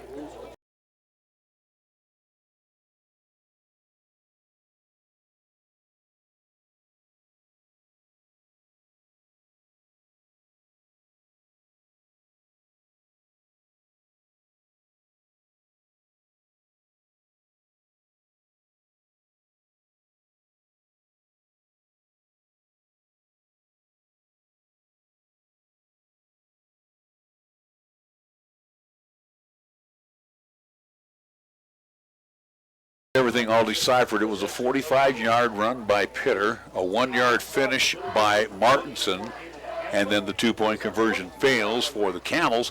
However, they're on the board. 2:54 to go here in the first half, and our score now is 14-6, as it will be the South High Fighting Bison hopefully getting a chance to put one more on the board before we go to the break. Well, they scored quickly their last possession. They'll have to do that again with the team that really doesn't have a traditional 2-minute offense. Hooks will boot it away, and it will be picked up by Dominguez. He will hand it off to right to the 20, to the 25, to the 30, 35, 40. 43-yard line, and Curry Wright, nice job on the handoff on the reverse from Dominguez, and he will get up to the 44-yard line. First down and 10 for the Fightin' Bison. Plenty of time. Coach Curtis Quigley, their special teams coach, had those 2 guys, Dominguez and Kerry Wright, work on that in the pregame. Didn't know if they would use it at all or just really try to get it down, but they're one of the few times we've seen a reverse on the kickoff actually work. So for the South High Fighting Bison on their own 44-yard line, first down and 10. Again, as it will be Trimble along with Dominguez. He'll be on the wing to the far side. To the near side is Garcia. Soto, the fullback. First down and 10. A lot of time left here in the first half. In motion is Dominguez. He will take the handoff. Gets outside, midfield, driving the pile forward, still on his feet, and close to the first down at the Campbell 46-yard line, maybe the 45. Nice job there by Dominguez. They're going to give him the first down, too. So a 10-yard run to the, will be just shy of the 45. It's in between the 45 and 46. So first down for Cheyenne South. Clock right now at the 2:25 mark here on the Pepsi scoreboard. Coming out of the huddle, again, it will be Garcia to the near side. Dominguez out on top in the flex mode. He'll come in motion. Once again to Dominguez. They try to get outside. This time down the sidelines, 35-yard line. They'll say he stepped out right here, hold everything. One official is signaling that he stepped out at the 42. Yeah, it looked like he was really close, tightrope in that sideline. And with us up here in the press box, too, we can't really hear the whistle at all either. So at the 42-yard line, give him 4 on the play. So for the Fighting Bison, it is second down and 6. And the good news, stepping out of bounds, stopping the clock. Both these teams, unfortunately, have seen a lot of running clocks throughout the course of the season, but it's nice now that they actually get the clock to stop on them. Second down and 6, as in motion this time is Dominguez. Straight ahead to go to Soto. Soto off tackle to the spins to the 30-yard line. I thought he was going to be off to the races there as he got wrapped up around the 33.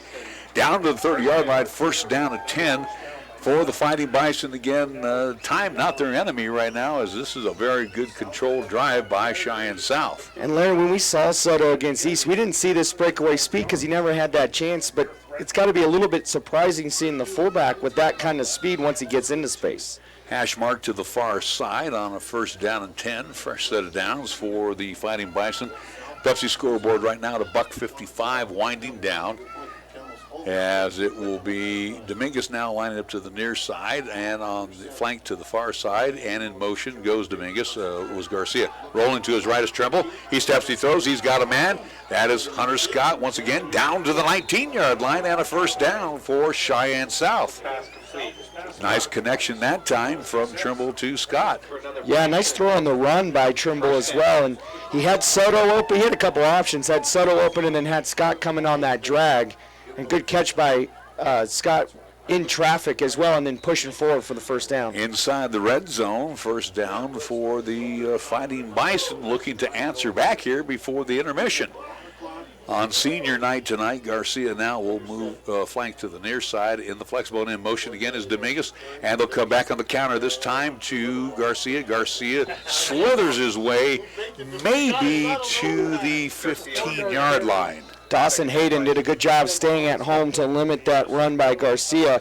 Garcia, who got 4 touches in the first drive, that's just his first touch since that first drive. Well, South has used their final timeout. They'll give him the 16, 3 yards on the gain. 1:14 to go, 14-6 our score. We will be back after this 30-second timeout on 1480 KRAE.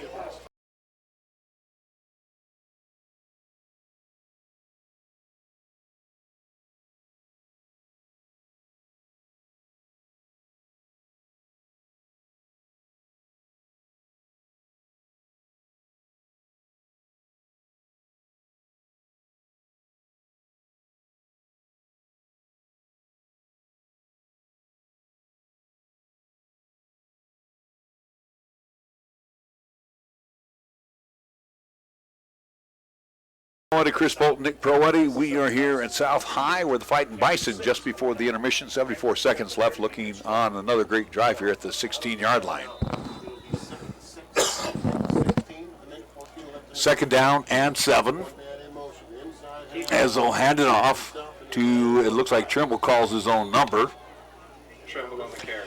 And he will push it to the 14-yard line. It'll be 3rd down. Just a 2nd time Trimble has called his own number. 3rd down for the Fighting Bison. Ball right now on the 14-yard line. We are under a minute to play here in the 1st half. So, again, South in no big hurry as they come up to the line of scrimmage. Trimble, this time, fakes the handoff on the belly. Throws it, got a man open. Touchdown, Hunter Scott. Nice job on the fake from Trimble as he put it in the belly of Soto, took it out, and right down the seam, and in for the touchdown is Hunter Scott.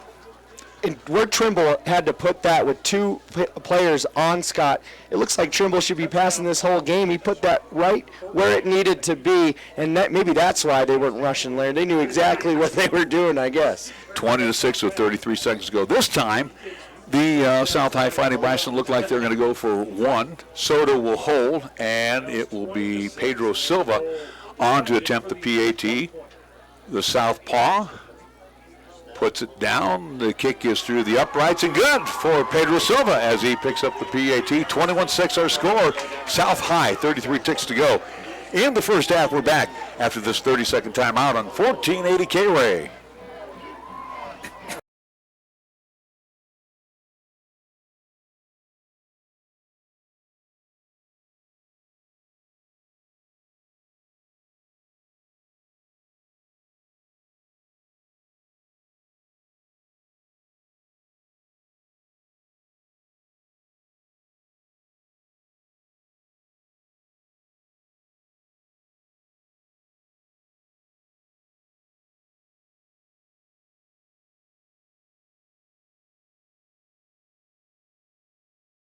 Earlier, this game was very important for the South High Fighting Bison on a couple of fronts.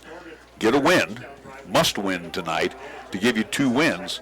Next weekend, you probably will face a team with also 2 wins that comes in here to Cheyenne, that being, coming across town, the Cheyenne Central Indians. So a lot could happen next week in the final week of the season just by winning the game and seeding. We have no idea. what's going on. So we will be here for the Central South game next weekend, so do join us for that. Silva has it teed up at the 40-yard line. Nava along with Martinson are back deep as they will stand around their 10-yard line. And this one will be kept low on the ground and picked up by one of the upbacks. I do believe that's Pitter. Pitter, 35, 40, and then driven out at the 42-yard line. So driven out by, I do believe that was Garcia. That was almost disaster. Yeah, that didn't almost, I mean, it was a perfect squib kick, got the high bounce and everything, but then no containment for South on the return. So got to think now they won't be running the Wildcat. It'll be Kirkwood getting them ball and looking to chuck it downfield. You would think that he's going to possibly try to give it a couple of shots here.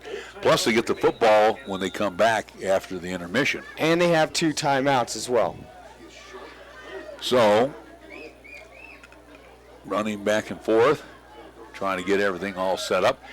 Kirkwood will operate out of the gun, first down and 10, 33 ticks left. And he's back to pass.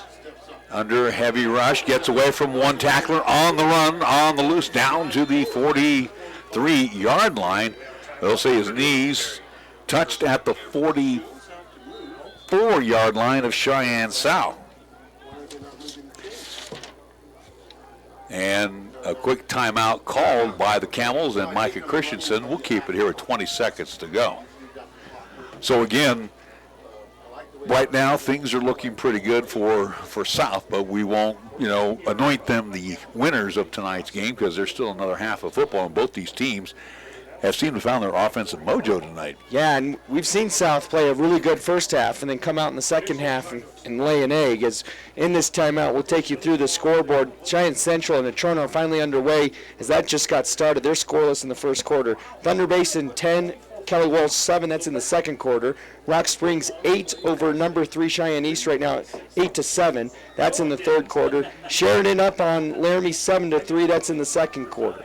All right, so you are up to date on the scoreboard, and we'll have more scores coming up for you, including Major League Baseball, as we are back to championship series with the Dodgers and the Brew Crew tonight. Kirkwood with an empty backfield as he now will put in motion. Martin's a bad snap. He'll pick it up. He'll fire. He's got a man wide open, and down he goes at the 18-yard line. I mean, he was hit hard. That was Micah Krumberger, as Krumberger is dropped at the 29. There is a flag down. So hold the phone. So it looks like it's going to come back and wipe out that particular nice catch by Krumberger. So going to chop block on the Camels. So this will be a big penalty.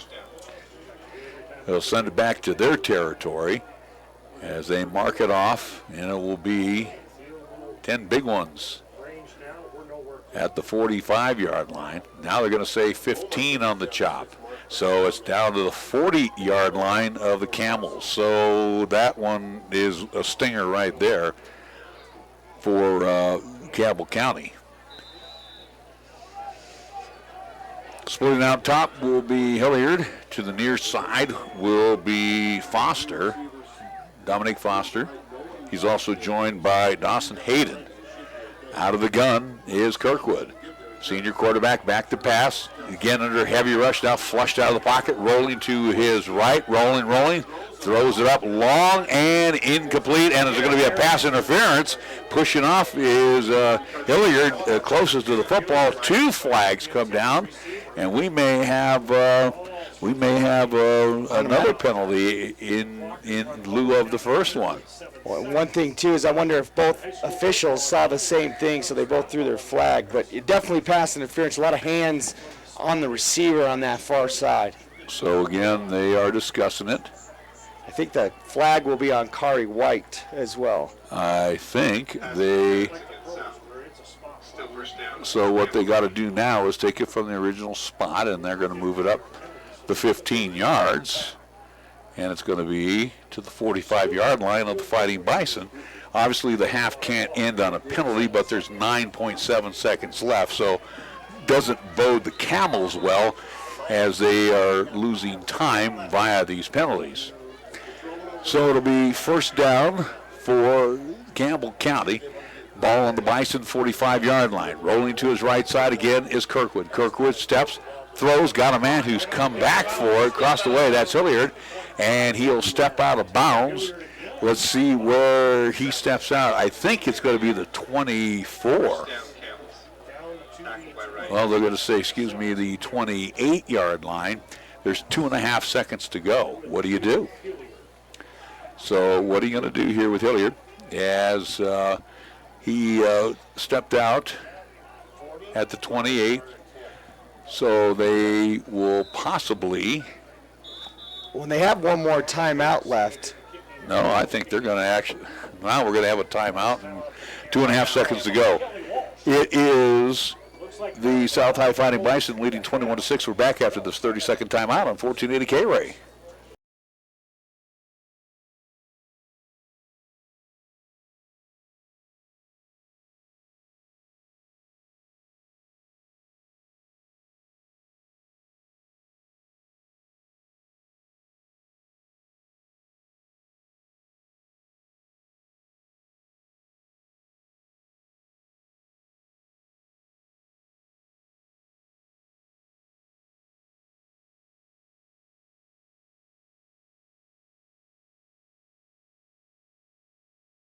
Connor Hooks is on. He is going to attempt the field goal, hash mark to the far side. The holder will be Tanner Hilliard as they will set it up right around the 45. There is a little breeze that would help the kick right now. So we'll see if they even go with the field goal. Snap is back, placement is out, kick is long enough. It hits the crossbar and goes in. It's good. So for Connor Hooks, at the end of the first half, he converts from 45 yards out as it hit. It looked like the back beam, if I'm not mistaken, or that T part, and he'll put it through the uprights and good. At halftime, it's South 21, Campbell County 9. We will be back after a 2-minute timeout right here on 1480 KRAE.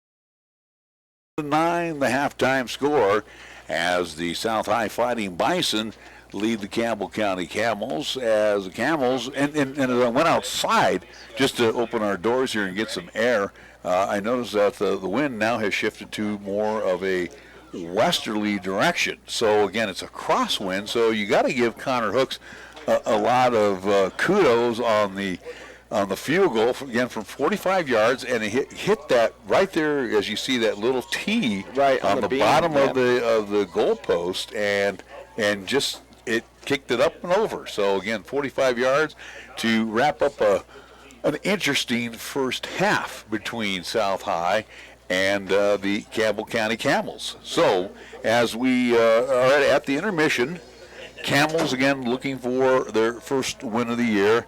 For Cheyenne South, they're looking to pick up their second victory. If they do pick up their second victory tonight, and things go according to Hoyle, and what I mean by that is Central loses at Natrona. Looks like Kelly Walsh is losing. And again, Rock Springs is right now the only team that's performing the upset to the last of our knowledge. But we'll have at least 3 teams next week that may be in the fight for playoff positioning, in addition to possibly seeds. And we know Kelly Walsh has beaten South. And we know South, if they beat Central, for example, next week, I mean, there's a lot going on for the final week of the season. Still, you have the 3 teams up on the top as well. And you have Rock Springs. If Rock Springs loses out, let's say South wins out, well, then South jumps Rock Springs because South beat Rock Springs.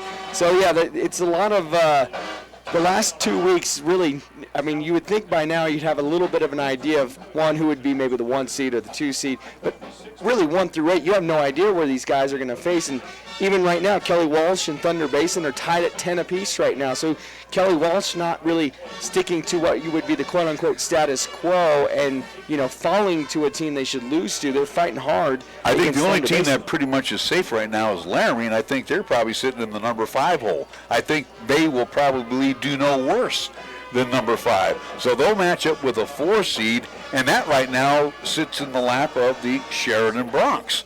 But the Bronx play Cheyenne East, and the Bronx have kind of held a little power over the Thunderbirds over the last few meetings. So again, it's a topsy-turvy Class 4A, and that's the way we want it as we head into the final weekend. But again, South High has to, again, they're in charge of their own destiny.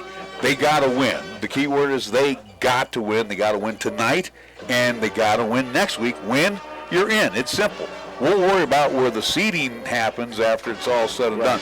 But I will say this about the South High Fighting Bison here in the first half, and we'll give the Camels their due too. They were able to throw the football very well on Cheyenne East, and then they went for the Wildcat and ran past Cheyenne East, but Cheyenne South. But the Fighting Bison have done very well tonight, running the football and then throwing when they need to. Yeah, they've been very efficient. Trimble 3 of 3 for 79 yards and that 14-yard touchdown pass towards the end of the second quarter of the first half. And we were wondering when they would bring that out. We saw it when they had Hunter Scott sneak out of the backfield for that 55-yard pass to really get Trimble going through the air. Well, again, we got a long halftime here this evening, and we want to take this time, and then we'll take a 2-minute timeout, and Chris will come back and get you caught up on the first half stats. I'll give you a chance to do that. We're going to congratulate, again, the seniors here for Cheyenne South that were recognized earlier this evening. And let's run down the list real quick here. Trey Trimble, who is a senior. Tyler Wilkin, he will be playing one more football game here at Cheyenne South High at the Fightin' Bison Stadium next week. Tyler Wilkin. We also want to say thank you to Wyatt Garcia, senior. Dominic Dominguez, also a senior. Sam Lister, who plays tight end and linebacker. We also want to recognize Austin White in his senior season. Also on the senior side, we say thank you to Brady Dunn. We also recognize Jimmy Jackson, Jace Packard, who's a 5'10", 243-pound offensive and defensive lineman. And we also say thank you to Brandon Pruitt, And we recognize one Pedro Silva, who is their kicker. All 5'9", 122 pounds of him soaking wet. So again, South High recognizing all of these fine seniors tonight here on senior night against the Campbell County Camels. We'll take a 2-minute timeout. We'll come back. Chris will have the up-to-the-minute stats with both Campbell County and for the South High Fighting Bison. Good news is a lot of plus numbers tonight. We'll be back after these words on 1480 KRAE.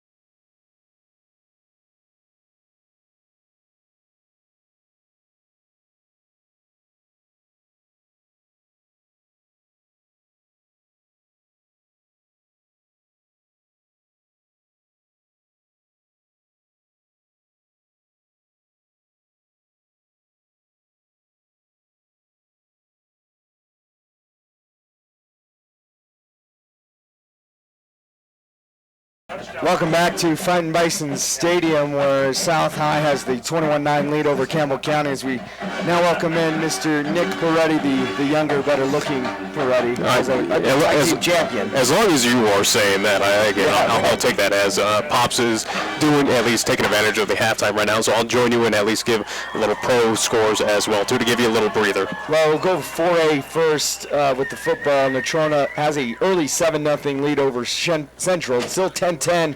Thunder Basin and Kelly Walsh, that's in the third quarter. Rock Springs and Cheyenne East, no change in the score there, 8-7 in the third quarter. Sheridan and Laramie, they've been in a stalemate, 7-3. It's been that way since the first quarter, and of course our score here is 21-9. And before we get to the stats, Nick, you have a score update as far as the National League Championship Series out in Milwaukee. Yeah, it's something that you're probably not too happy about, as folks can see on the YouTube side that you are rocking the Dodger blue tonight. But yes, in Milwaukee, the Brewers do lead the Dodgers one, at least it is tied 1-1. It's bottom of the third, bases loaded with one out right now. I do also too want to remind folks coming up tomorrow, at least on Saturday, Wyoming Cowboys in Fresno take on the Fresno State Bulldogs. CSU is down in Fort Collins hosting New Mexico Lobos. And then also too here on the local side for Cheyenne, the Cheyenne Stampede will be in action against the Dallas Snipers. That game, at least puck will drop tomorrow, 7:35. They are in action tonight as well too, and hopefully we will be able to pass along score update from the Ice and Event Center tonight. Well, LCCC volleyball's at home. They have soccer sophomore night. It's a lot of action within Cheyenne as far as sports go for this weekend. Let's take a look at the stats in our first half. First for Campbell County, Kirkwood 7-12 through the air, 65 yards passing. Martinson 8 carries, 41 yards. He had a 1-yard touchdown. Kirkwood has also added 3 carries for 29 yards, and Pitter 1 carry, 46 yards. As far as the receiving goes, Martinson has also chipped in 3 receptions for 16 yards. Hilliard 2 catches, 35 yards. Vasquez 2 catches, 15 yards. They did have 9 first downs in that first half. They went 2 of 4 with third down conversions. They did commit 4 penalties, though, for 35 yards. For South High, Fightin Bison, Trimble 3 of 3 through the air for 79 yards and a touchdown pass, a 14-yard connection with Hunter Scott. Running the football, 14 carries, 98 yards and a touchdown, a 20-yard touchdown run for Soto. 5 carries, 31 yards for Garcia. 6 carries, 42 yards for Dominguez, and 19-yard touchdown for him. Trimble has also carried the ball twice for 4 yards. 3 receptions for Hunter Scott for 79 yards and a touchdown for South High. I have them down with 8 first downs. They're 2 of 4 in that first half and third down conversions. Again, 5 penalties for 40 yards. So both teams racking up the yards for in the penalty yards in that first half. We'll take another 2-minute timeout right here on 1480 KRAE.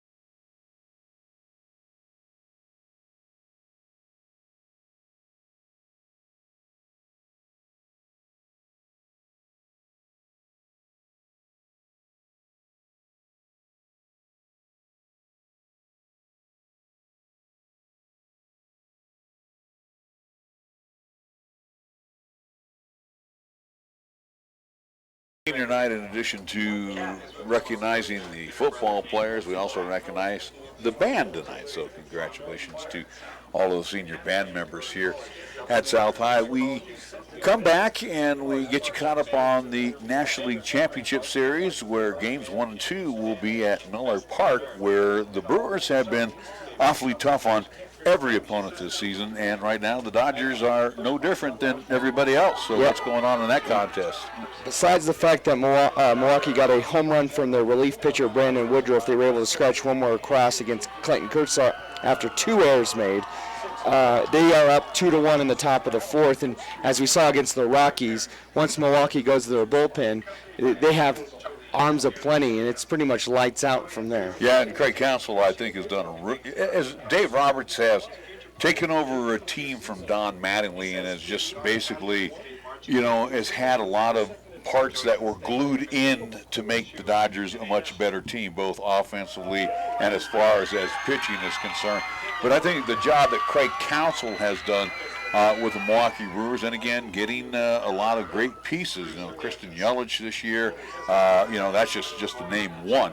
But the thing is, he's been able to mold this team, and every time they step on the field right now, they believe they can beat anybody.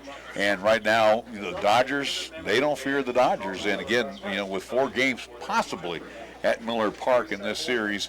I still feel this has got 7 games written all over it. Which I think if it goes 7 games, not to be a homer, the Dodgers may have the advantage because at some point that bullpen's got to wear down, and Milwaukee's got to get some type of length from their starting pitching. Gio Gonzalez went 2 innings tonight. You're going to need more than that if you're going to win a 7-game series. But the Brewers are well rested too, though. That's the good news. They took care of the Rockies rather rapidly, so they've had a chance to really rest up arms. And again, when you get into a couple days of home cooking, then you have a travel day, then you have time. Again, Gio Gonzalez possibly could come back in Game 4. Yeah.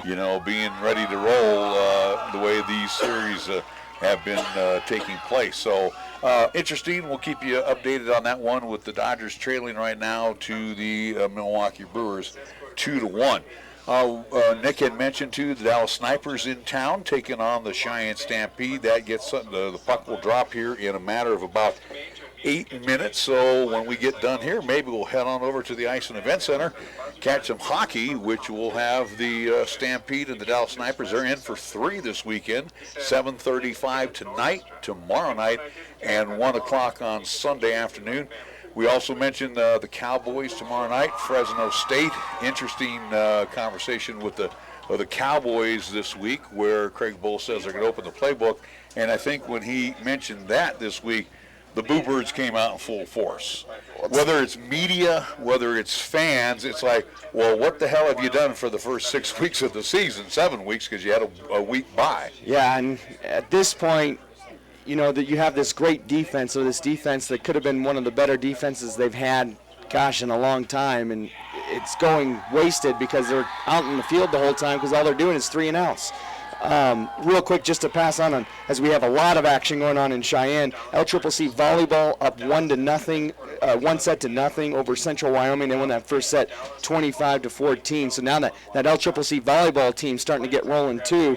But to go back to what you were saying about UW, at some point you gotta put the training wheels off of Vanderwall and see what you got, or you need to move on next year and try to figure out what you're going to do, because it's clear that for Coach Bull, he's only been as good as Josh Allen's been this far. Well, the offense, to say the least, has been putrid throughout the course of the season. And again, you're going to open up the playbook. It's like you may have wanted to open it up against the Wofford Terriers. Yeah, you might have let everybody loose in that one. But the one thing that the Cowboys have shown that they can do, they can go north-south with the running game. They can go up and down the field. They have that potential. But again, I think this passing offense that they run is probably one of the more difficult type of passing offenses, because you're asking your offensive line to constantly roll with the quarterback and do zone blocking. Maybe if you had them just kind of go in a straight drop back type of mode, it might be a situation where they might be able to handle the onslaught of the pass rush. So anyway, the Cowboys going to have their hands full tomorrow in Fresno. I mean, it's going to be really a tough road to hoe for the Cowboys. Don't forget to join Nick Perletti and yours truly, Larry Perletti, every Monday through Thursday from 3 until 5. We have Wyoming Sports Talk today with an array of guests. We also keep you updated with all of the sports activities that are going on within the community, as well as regional and national sports. Again, we're just about ready to embark on a full season of basketball. That will be headed our way here in roughly 3 weeks. And again, depending on how the football season goes, we will be, I do believe, Nick, probably about the second week of November with LCCC full bore. November 6th is our first game, so we're looking at about another 48, 50 game schedule with the LCCC Golden Eagles along with the Lady Golden Eagles, and that's going to be a fun season. Brian Ortmeyer looks like he's got a lot of shooting guards. He's going to be, I think they're going to be like a freewheeling, a real run and gun team this year. And again, with Jason Ficka's men's team, we know that Cheyenne Central product, Willie Jones, will be there, but he also has quite a few new faces coming into play this year for the Golden Eagles. Hey, Coach Ficka always has a fun and exciting team, and they're kind of the same thing you're talking about with Coach Ortmeyer. Ficka likes to get his guys out in space. We saw it last year with Zaire and Dejan Weish, where he let his guards really get out and run. So and Landon Talaferro bombing away from everywhere in the building, and of course Elijah Oliver. So anyway, we're looking forward to a full season of LCCC basketball coming up here on 1480K. We're going to take a 2-minute timeout. We come back. The second half kickoff is headed your way right here on 1480 KRAE.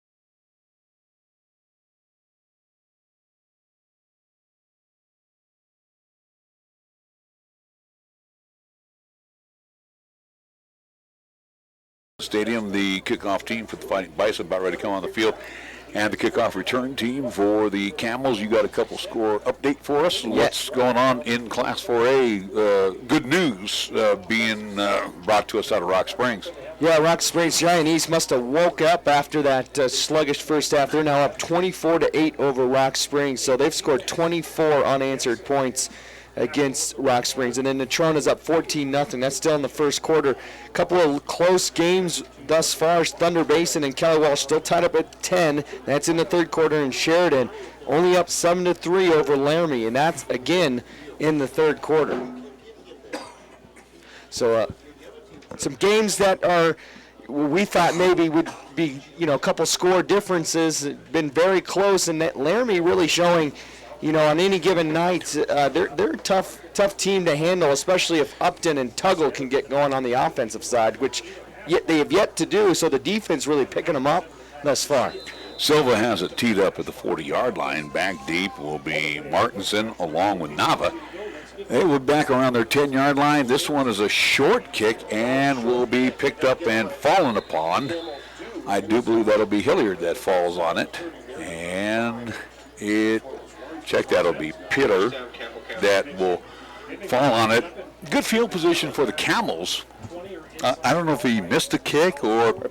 They tried to do the pooch, trying to maybe get somebody downfield to cover it up. But, yeah, good field position, like you said, for Campbell County. That really the second time maybe this whole game they've had it. They've seen it in positive yardage as they open up in the Wildcat. So they, again, will do the same thing they've done before with Martinson, who will take the snap. Pitter is off to his right side. Cameron is out to the near side, and Martinson will drive it to the 36-yard line on a pickup of 3. So Cameron Kirkwood, the quarterback, lines up as a wide receiver when they go to this Wildcat formation. Yeah, and as we said last time, you know where the ball's going to go, or at least it's going to go into one or two, be a direct snap, really to one or two hands. It's all about just making sure you stay in your lane. This time they'll give it off to Pitter. Pitter gets outside to the 40-yard line, trying to cut it back in, and will be driven down at the 49-yard line, so a big gainer. So again, when they go to the Wildcat, a.k.a. pistol, they are gaining good yards. Yeah, Pitter with 2 carries and 59 yards, a 46 and a 13. We're just underway here in quarter number 3, as Nava along with Kirkwood will be split to the near side once again out of the Wildcat, and Martinson will take the snap.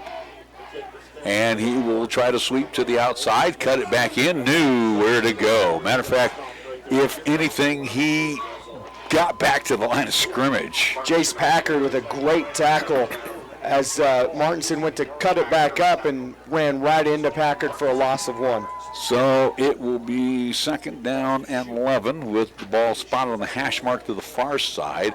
10:50 and winding down here in quarter number 3. It is the Fighting Bison leading 21-9 over the Campbell County Camels. I'm so intent tonight not to say Gillette Camels, Right. which I've said for years. Now I've been saying Campbell County, but I keep messing up with East or Central. And again, it is the Fighting Bison. How about a reverse, and it's fumbled, and they're going to have to eat it with a big loss. And let's see who fell on it. It was Hilliard who fell on it as he saw the ball loose at the 36-yard line. That is a huge loss for the Camels. Unfortunately, Hilliard's going to be, sacked with a loss on the run for, 12 yards. Holy Toledo. And he's lucky that Hilliard was following him, and I think that was number 32, Angel Nava. He's lucky he was trailing him, because if he wasn't, South High, not only did they have the easy fumble recovery, they had a nice little scoop and score as well. All right, so Kirkwood will drop back into the gun, 3rd down and very long. As he will drop back to pass, steps, throws, got a man wide open. He'll be short of the 1st down. Nice grab, though, by, it looked like Dawson Hayden. Dawson Hayden making the grab. He was wide open, and he'll be short by, correct me if I'm wrong, let's say 2, as it's down to the 43-yard line of the Fighting Bison. 4th down for the Camels. I wonder if they go with the kind of a dummy count here from the quarterback. We've seen South jump a couple of different times, actually 2 times, that turned into 1st downs. I would go to the Wildcat formation and have Pitter carry it. Yeah, And what are they going to do? They're going to go to the Wildcat. Here comes Kirkwood split out to the near side along with Nava. It will be Martinson along with Pitter in the backfield. Long count, and they get the South High Fighting Bison to jump offside. How many times has that happened tonight? That's the 3rd time they've jumped off sides and given Campbell County a 1st down. So the Camels with the hard count, that time by Martinson, gives them a 1st down to the Fighting Bison 38-yard line. They wanted to make sure we were both right, Larry. They would come out in the Wildcat, but they would go with the hard count. Hard count on 2. Well, they're still in the Wildcat, as it will be Kirkwood split to the near side, and he's just basically a dummy in this one as far as we're talking about. He's just going to be running downfield. Martinson also running downfield as he carries and calls his own number down to the 31-yard line, and it will be 2nd down and short. 2nd down, we'll call it less than 3. And again, he's just the pawn basically, and he's just running down and taking his defensive back down with him all the way as far as he can go. So again, they'll stay with the Wildcat. This has been a very good formation for him. 2nd down and short. This time, Pitter calls his own number. He gets outside. He'll have the 1st down and more. 25 down to the 15, inside the 15-yard line to the 14 or 13-yard line. Here come the Camels on the march. Yeah, and all they're doing is really going back and forth between Martinson and Pitter. Pitter's getting some big chunks, though, and he's doing it by getting outside the tackles. Well, if the Camels and South High wants to trade touchdowns, that's fine, but you're going to need a defensive stop here again. Once they are really happy with this formation now. This again, the Wildcat. This time it will be Martinson. He'll lose a couple of yards, and a late flag comes in. So first off, the good news is they dropped him back to the 16-yard line. That'll be a 3-yard loss. The indication right now has not been, I think it's going to be against the Camels as they're walking backwards.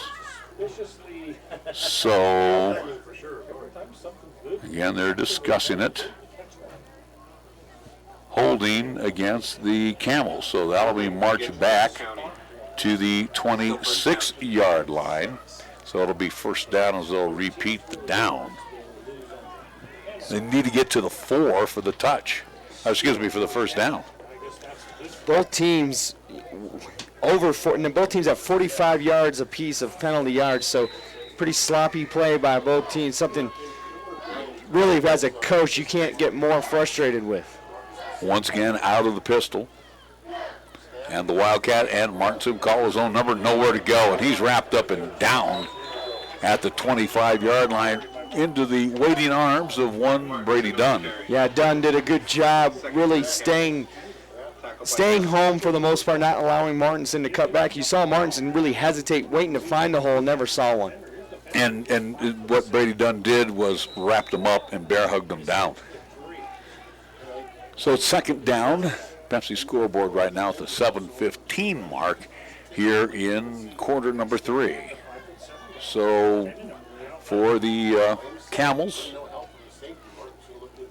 it's second down. Martinson again will operate. And a bad snap. He'll roll to his right. He steps. He throws. He's got a man sliding for the catch.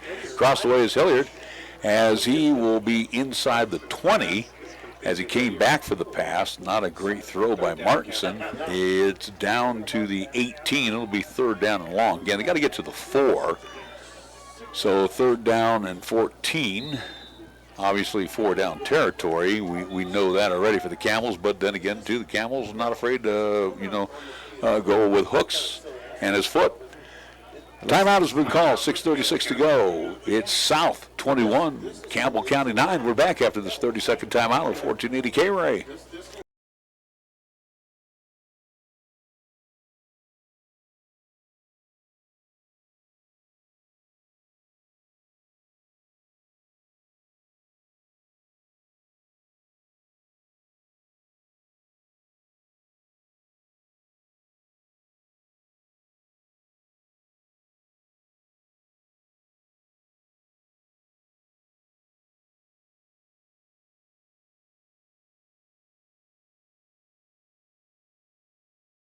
Dan Gallus on the field there with his defensive troops, trying to encourage them a little bit. Stop would be nice, even if you do force them to go for the field goal, Chris. I think that's going to be a major victory right there. Yeah, and well, it's a team that doesn't kick a lot, as we've seen. They've gone for 2 on 2 of the 3 touchdowns they've coming into this game. So for Hooks, that was his first field goal hit on the season. So you almost dare him to try to do it again. Third down and long. And this time they'll go with a reverse to Kirkwood. He's going to step. He's going to throw a little gadget play. Wide open in the end zone. Touchdown. And it's going to be Hilliard on the grab in the end zone as they did a little trickery with Kirkwood coming from his wide receiver position and throwing the touchdown to Hilliard. So, again, Hilliard was waiting for the pass. He was wide open as the South High Fighting Bison bid on all 3 of the fakes. Well, you can't see me because I'm standing behind you in this kind of crammed press box area, but I'm pointing to the guy in the back right corner. Not only was he wide open, but it gave KRAE a chance to come back there, but he overran it.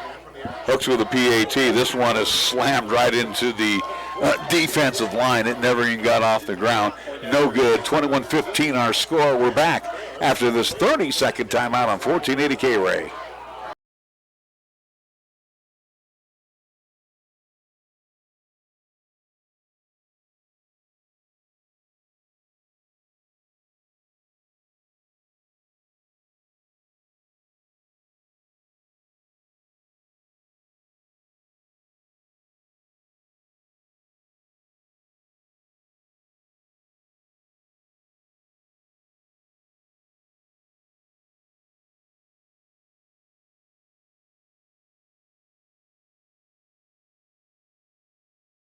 is Larry Perotti, along with Chris Bolton and Nick Perotti. We're here watching a game tonight that is very interesting between the Camels and the South High Fighting Bison. Now, again, was expecting this game to be, a close one. Again, the Camels looking to, basically open up the playbook tonight. I mean, they really, again, they're playing with nothing to lose and everything to gain. Right now, the Cheyenne South High Fighting Bison, well, they need to continue to put the ball in the end zone, and they're going to have to answer back here. Well, they haven't had an answer for the Wildcat. They're being pushed. Yeah, and they need to find a way to stop the Wildcat on defense. The kick is away, and it's picked up by the up back to the 24-yard line, as that looks like 20. Tyler Wilkin on the return, as he will get a good return, looks like to the 38-yard line, 39. They're going to say the 40. 9 straight points now scored by Campbell County as they ended the half on that 45-yard field goal by Hooks. They opened the half with a touchdown, and now it's up to South to come up with an answer. And if you're the Fighting Bison, the last thing you want to do is give the ball back to Campbell County without putting any points on the board. Kobe Bardo split to the near side. Again, out of the flex bone. Trimble, your quarterback, the senior. In motion goes Garcia. They'll hand it off to Trimble. 45, 50, first down, and Moore still drives the pile down to the 43-yard line of the Camels. Big run that time by Alex Soto. Soto over the century mark now with 115 yards on that first carry of the half for their fullback that just loves to get that ball and run it up the middle. So first down and 10 for the South High Fighting Bison, answering back, as Chris mentioned. They have given up defensively the last 9 points in a row. Dominguez to the near side. Garcia now in motion from the far side. Will hand it off to Soto. Feels his way through and goes off tackle down to the 35-yard line. So give him 8 yards on the run, and it will be second down and short. So Soto looking to have one of his better games this year. And for the junior fullback, it couldn't come at a better time for Coach Gallus, and a very big drive for South High. So for the Fighting Bison, they will come up. And there's a lot of things you can do, but I'm sure Coach Gallus will play close to the vest here, keep it on the ground. In motion goes Garcia. They'll hand it off to Soto. Soto wrapped up first time, breaks away from one of the hand tackles as they grabbed his jersey. Maybe a yard gain to the 34, so it'll be third down and 1. Tough, very tough yard gain and by Soto, as not only did he have to break 1 tackle, but 2 tackles just to get back to the line. So third down and short for the Fighting Bison, as they now will come up to the line of scrimmage. Again, they are in Camel territory. Just the 5th third down tonight for South High on offense. Over center is Trimble. Might call his own number, which he does. First down, straight ahead to the 29-yard line. They'll say the 30 is knees touchdown. You can almost feel that one, that he was going to call his own number as he went off to the left of Christian Martinez. Well, 5'10", 208, you better hope that your QB can go for a sneak for at least a yard. These are the kind of drives, too, that Coach Gallus definitely wants from his team. Keep it on the ground. You keep the clock moving. And if you come away with some numbers, that's the added bonus. First down and 10. Split to the near side is Hunter Scott. Again, out of the flex bone. In motion this time is Dominguez, and it'll be on the option to Dominguez. 25, 20, 15, and down to the 10-yard line.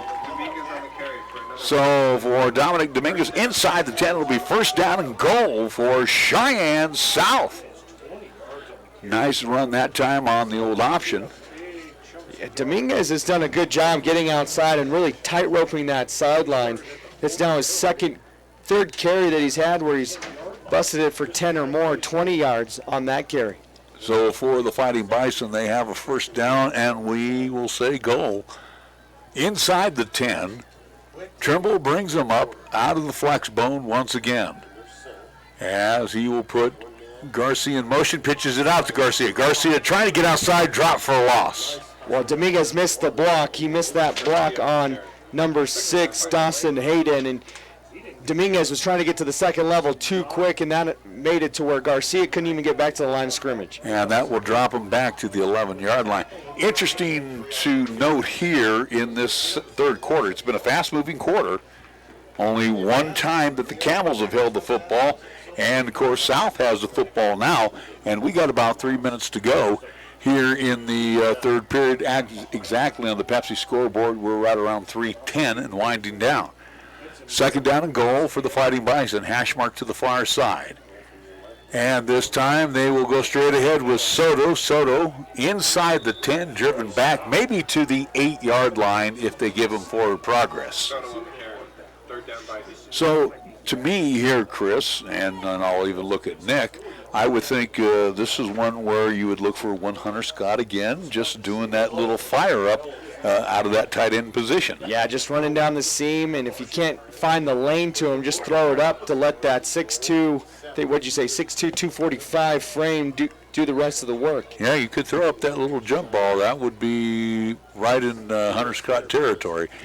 So with about 2:25 and winding down, here come the Fighting Bison, third down and goal. Ball spotted on the 7-yard line as they gave Soto forward progress to the 7. And slipping, well, I shouldn't say slipping, he got tied up with Christian Martinez, his center, and he will fall on his wallet, that being Trey Trimble.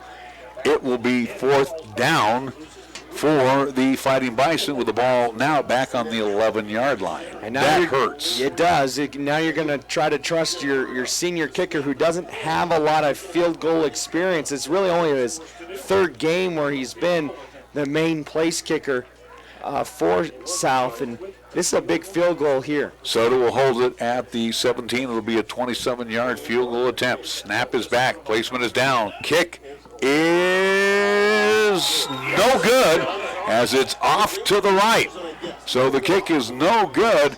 The Camels will get the football, and they will have it on the 20-yard line with 1:32 to go here in quarter number 3. Ouch. Yeah, Campbell County has the big mo on their side right now. They ended the half with the long field goal by Hooks. They started the third quarter with a nice drive despite the fact of some big penalties, and now they have a chance to take their first lead in the season. Well, of course, the Camels have been just been killing the Fighting Bison with the Wildcat offense. Guess what they come out in? They'll come out in the Wildcat. You'll have Martinson in the backfield, and he's joined by Pitter. So the ball on the 20-yard line, high snap, and Martinson will call his own number. Gets away from one tackle, still on his feet, drives to the 22, 23-yard line, and he'll get 3 yards. Second down and 7. Third quarter is about 80 seconds away from wrapping up. So 2-yard gainer for Martinson, and it will be a second down and long call again with Pitter joining him in the backfield. Kirkwood is split to the near side, and Martinson fumbles it. Ball loose on the turf, and Martinson diving for it. I think he may have got it. Yes, he did. Oh, great job there. And you got to give Cameron Martinson all his due there. I mean, he dived for that football once it came out of his hands. Yeah, good thing he didn't pull a Cam Newton, right, and just kind of dodge out of the way, because that would have been a big turnover in plus territory for South. And one thing, too, South has never beat Campbell County in Fighting Bison Stadium, so a little bit of history in the making here for South if they can find a way to get a stop here. Lost back to the 19-yard line. This could be the final play of the third quarter. They will send and hold everything. There is a lot of confusion by the Camels, so they will call a timeout with 18.1 seconds left here in quarter number 3. We'll take a quick 30-second timeout. We'll be back with more. It's South 21, Campbell County 15. We're back after this 30-second timeout of 1480 KRAE.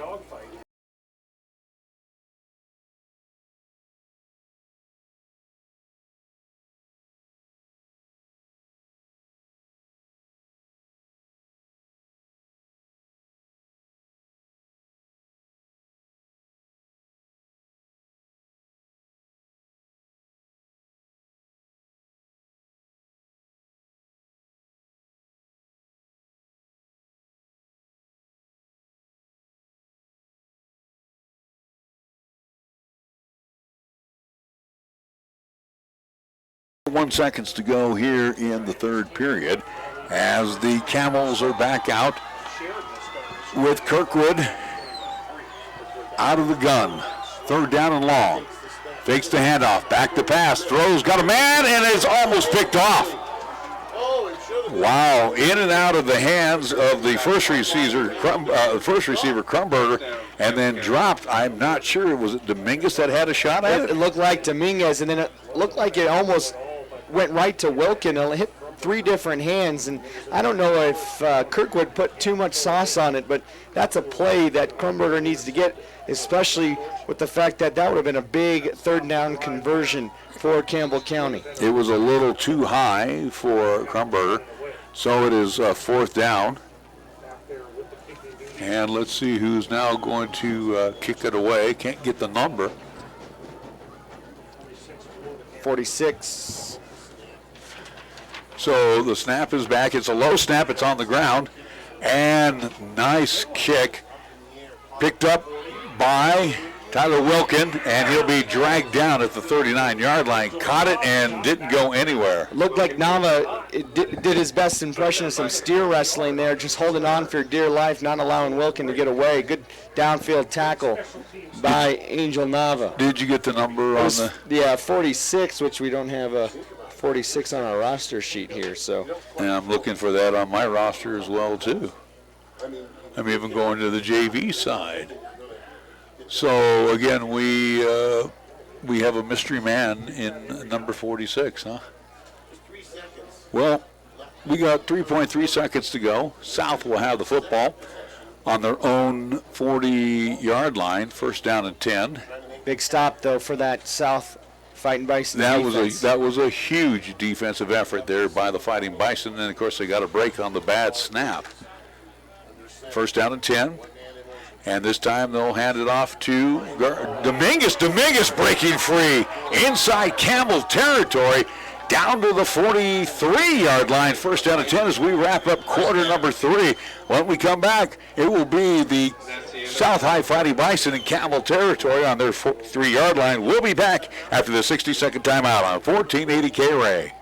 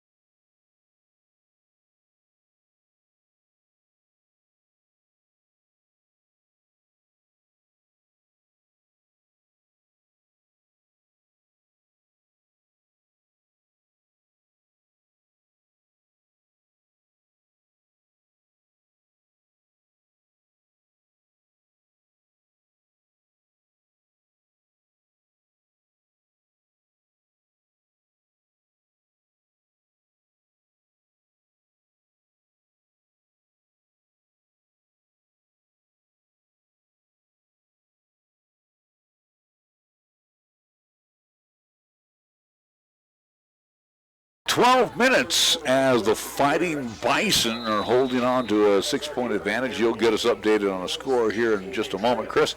First down and 10 for Cheyenne South. Hand off to Soto. Soto down inside the 40-yard line as he goes off tackle. And it looks like to the 39-yard line, a gain of 5 on the play. You mentioned something about Sheridan. Sheridan has scored 21 unanswered against Laramie. They're up 28-3 in the third quarter.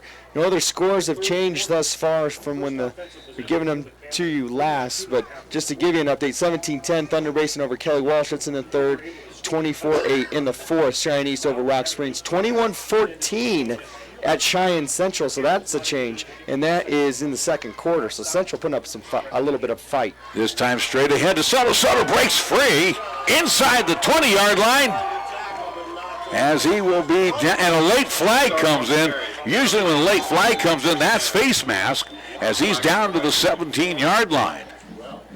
And then we have an injured Camel on the deck at the 25. He's up to 154 now, barring this, what happens with this penalty. But like you said, I think you're right. I think it's going to be on Campbell County. So let's see what we have here on the penalty. And And there, it is face mask, and it looks like it's V.J. Pitter that is now sitting up. And this will be tacked on after the run. That's a big loss for Campbell County as Pitter is He's limping gingerly off. walking off. Yeah, that's a big loss because it's been that wildcat that they've been able to do so good at, and it's been V.J. Pitter with 3 carries for 87 yards. So for the Cheyenne South Fighting Bison, 5 additional yards to the 13-yard line, and it's first down and 10. So the South High Fighting Bison can get a first down inside the 5, but what they're thinking of is 6 right now.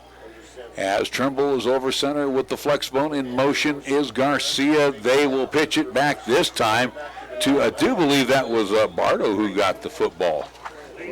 Nobody was fooled on that one. As Kobe Bardo will lose, well, yeah, he'll lose about 2 yards on that one. So it'll be second down and 12. Well, they're giving him a yard. They're going to actually say, yeah, they gave him a yard. I actually thought he lost a couple. So it will be second down and 9. So for Kobe Bardo, he'll get his name in the scorebook for a gain of 1. Field kind of confuses you because it's in 5-yard increments here. Again, we operate out of the flex bone in motion. This time as Dominguez will hand it off to Soto. Soto drives forward inside the 10, further down, maybe near the 5. Let's see. They'll mark it just shy of the 5, so it'll be third down and short for the Fighting Bison with about 9:50 to go in this contest. Kobe Bardo will come in with the play from the side. The 21st carry of the night for Soto, and he's probably going to be getting a few more as we go down the stretch here. And it looks like they got to get just inside the 3, so we're going to call this a third and long 2. And it'll be a pitch, and it's on the deck, but Dominguez picks it up, and he will get into the end zone. He fumbles it in the end zone. Did he cross it? No, it will be recovered by the Camels. So the Camels will get the football at the 20-yard line. I thought Dominguez had crossed the end zone. Coach Gallis is out at the 15-yard line talking to the side judge, wanting an explanation on how it was not a touchdown call, how he was able to fumble in the end zone and not cross the plane. And Coach Gallis not happy about that as well. We thought he had crossed the plane up here. We were waiting for the touchdown, and then the football came loose about 2 yards deep into the end zone. So for the South High Fighting Bison, they'll turn it over, give the ball back to the Camels on the 20-yard line. So not only are they looking to put this into a 2-score game, they were really just inches away from it before Dominguez fumbled. Now Campbell County with the ball and a chance to again take their first lead of the season. No review in high school. Ball on the 20-yard line as Kirkwood now will return to the quarterback position. He will set it up, and incomplete. Never had possession of it was Vasquez. Vasquez took a step over the line, came back, and, it wasn't Vasquez, that was Angel Nava, and it will be incomplete, so it'll be second down and 10, stopping the clock with 9:12 to go. Joe Hansen just laying some lumber there on Nava right when he made contact with the ball to create that incomplete pass. Hilliard this time will split to the near side. Nava will come on over and join him. Out on top, it looks like it's Foster. Second down and 10. Kirkwood out of the gun. This time he'll fire it over to Hilliard. Hilliard is wrapped up and dropped right at the spot. Maybe a yard on the pass, 2 if they're lucky. Carly Wright with a nice open field tackle. Didn't allow Hilliard to really shake or bob and weave. Just went right after the hip, wrapped him up, and threw him to the ground. Yeah, the yards after the catch are not there right now for the Camels. Third down and long. So Camels now will have it on the hash mark to the near side. Kirkwood will bring them up. Third down. Operates out of the gun. Back to pass. He pumps. He fires. He's got Nava, and it's incomplete. Nice job by Wright. No, you got to be kidding me. They're going to call Wright for the pass interference, and all he did was hit the football. He did a great job. He timed it perfectly. He did. He got his hand in there. Didn't make contact with the receiver until after he made contact with the football. And you can see that KRAE White jumping up and down now with his hands on his head, not sure what he could have done differently. And you can see Coach Gallus not happy as well. He didn't get the touchdown call, and now had a chance to get a 3-and-out, and his team's going to get, or Campbell County is going to get bailed out with the pass interference call. Now the defense has to calm down and regroup after the penalty, and oh my. Boy, you want to talk about a miscarriage of justice right there. You just saw it. And again, can't be reviewed, but we can see it here on our visual, and that was a terrible call. So it is now first down and 10 for the Camels as they keep the drive alive. And back to pass goes Kirkwood. He'll set up for the screen. This time he'll get it off to Martinson. Martinson cuts it back inside. There's a late flag. There's going to be 2 holding flags this time on the Camels at the 45-yard line. You see a push, you said? I saw a block in the back, and the same judge that threw the flag on the pass interference call threw the flag on that block in the back, despite the fact that the umpire sat right in front of him, didn't throw the flag. But this one will be coming back with the block in the back. They hit Brady Dunn in the back as he was trying, or Austin White, as he was trying to run down Martinson. Austin Brandt, one of the interior linemen, will limp off for the Camels, so replacing him will be Coulter Rankin. But this will be marched back to the 32-yard line. So it will be only a 5-yard penalty, first down and 15. Wow, I'm still just shocked on the great defensive effort by Wright. And that, you talk about taking away the game from the kids right there. That was. You know, I can live with the one in the end zone, but that one there was no pass interference. So now, first down and 15, in motion is Nava. They'll hand it off this time to Martinson. He's trying to get outside, and he goes nowhere. Great job by the defense. KRAE Wright making and a late flag comes in. I think this might be a late hit on Cheyenne South. You got to be kidding me. So now the game is getting out of hand from the Zebra standpoint. And guess what? It will be against Cheyenne South. How about this one? A major 15-yard penalty, personal foul against the South High Fighting Bison. And that's a shame, too. That's another time KRAE Wright's come up and made a great play from the secondary. Undisciplined plays. It looks like it was maybe Trimble who's coming off, who got called for the unsportsmanlike, or the late hit. So for the Campbell County Camels in search of their first victory, right now the ball on their own 48-yard line. Kirkwood again operates out of the gun. First down and 10. As he is back to pass. Steps, throws, got a man in the seam. That is Pitter. Pitter is still on his feet, down to the 15-yard line. Oh, my, what a play. Wide open in the seam. Yeah, they went kind of just a streaks on every single receiver, and Kirkwood had a couple of options and went right to Pitter, as Pitter had come back in after that, I think, an ankle injury, and now he'll come out. So with 7:42 to go, here come the Camels, first down and 10. And again, they will bring in this number 46. None of us up here have him on the roster. Big kid as he moves in motion. Bad snap. Kirkwood picks it up, gets away from the first surge. He's wide open to the 10, inside down to the 4-yard line. They had him bottled up around the 16, 17-yard line, and he sneaks away. First and goal for the Camels on the 4-yard line. Yeah, that's South, just all the penalties may be kind of just piling up on them. They're not able to kind of flush the penalties, and now that you've seen 2 blown assignments, and one was a broken play. Pitter has come back into the ball game. Again, out of the gun is Kirkwood. Kirkwood this time, he'll hand off to Martinson. Martinson wrapped up, breaks 1 tackle, and driven down probably at the line of scrimmage for a second down call. If you're South, you're doing everything you can at this point to keep Campbell County out of the end zone. And you know, for the Camels, Larry, this is 4-down territory here, because field goal does you no good at this point. So 21-15, a lot of time left. And to think this was 27-15 just for a moment, or at least from what we saw. Martinson now will flank outside, out on top, has an empty backfield for Kirkwood. Now he'll have Martinson in motion, fakes the handoff, throws a pass in the end zone, and overshoots his receiver. That would be Krumberger, as Micah Krumberger can't come down with the jump ball. And it will be 3rd down and goal from the 5. And now we got official timeout, and it looks like another Camel on the deck.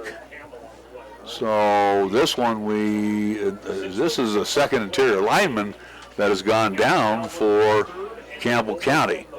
So right now they have sent both teams on the to their respective sidelines. So with 6:36 to go, it's South 21 and Campbell County 15. Let's take a 60-second timeout here on 1480 KRAE.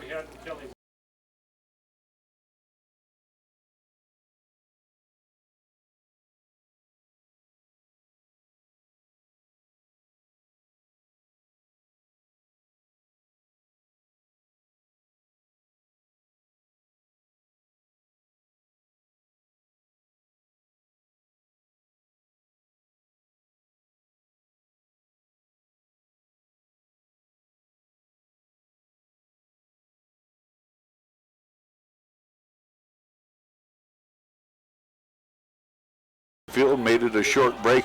3rd down and goal for the Camels. Back to pass goes Kirkwood. He throws it up high for Hilliard, and he will make the grab, but he's out of bounds.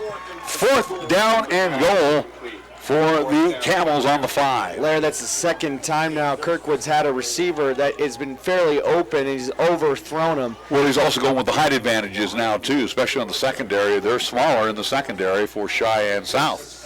Now he just has to throw him a ball that will keep him in the end zone instead of throwing him out of bounds. Big 4th down here. This could be the game. Well, what the South High Fighting Bison need is one of those ground balls back to Kirkwood.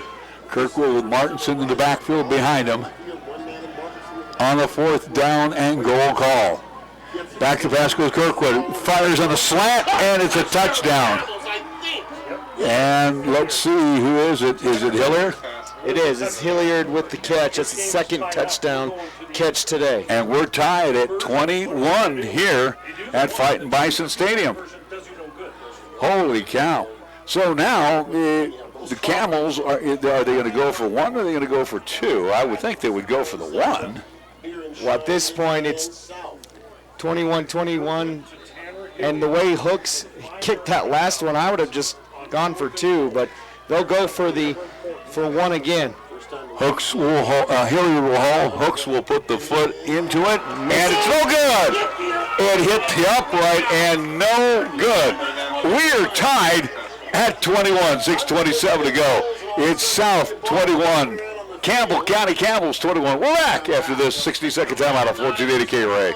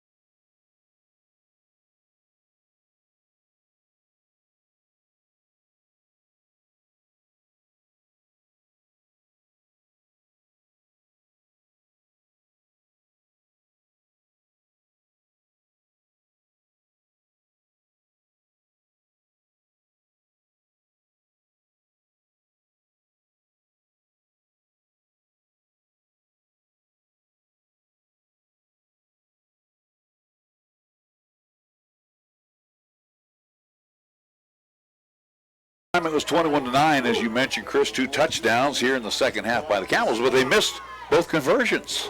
Yeah, one off the defensive lineman. Yeah, and the other one off the right upright. So Hooks will boot it away. Back deep are Wilkin and Dominguez. And a foot into it. It will be picked up by Wilkin at the 15 to the 20 to the 25, 30, and will be driven down at the 33-yard line. Now, we will mention that South has had a chance to at least kick a field goal here in the second half, but that one went wide right. Wide right, and then they had a fumble in the end zone where it looked like Dominguez had actually cleared the plane, but of course from our vantage, we don't have the greatest vantage point, so I guess we'll give the line judge the benefit of the doubt there. But on that touchdown just scored by Campbell County, maybe a little bit of help, a couple of penalties that went against South. Definitely one in question was that pass interference. Yeah, there was no doubt on that one that it wasn't a pass interference. First down and 10 for the Fighting Bison in motion is Garcia. They'll pitch it back to Garcia. Garcia gets outside, 35-40, down to the 45-yard line, as it will be another first down for Cheyenne South. And this is one that South will definitely try to eat up as much clock, either punch it in the end zone or try to get that game-winning field goal. Well, you made a very good point, too. The Camels still haven't had the lead all season long. No, they haven't yet. It's been the one thing they've been looking for, especially here tonight. It's been their best chance as far as being this late in the game as well. For the Fighting Bison, ball on their own 45-yard line, first down and 10. As Trimble will have in motion, and it will be Dominguez, but he'll give it off to Soto. Soto bounces forward to the 48-yard line, pick up a 3, second down and 7. So for the Cheyenne South Fighting Bison, ground game has been very effective tonight. Very effective in the form of Alex Soto for 1. 22 carries, 163 yards, and a touchdown. Of course, you have your two wingbacks combined between the two of them, 127 yards on 15 carries. 16 carries. So you have Garcia on the far side out of the wing, and you have Dominguez on the near side. In motion will be Garcia. They'll pitch it back to Garcia, who fumbles it, and it's loose on the turf. And I think the Camels got it. Are you kidding me? What is going on with South High? South High is basically running all over the Camels, and then they keep coughing the ball up.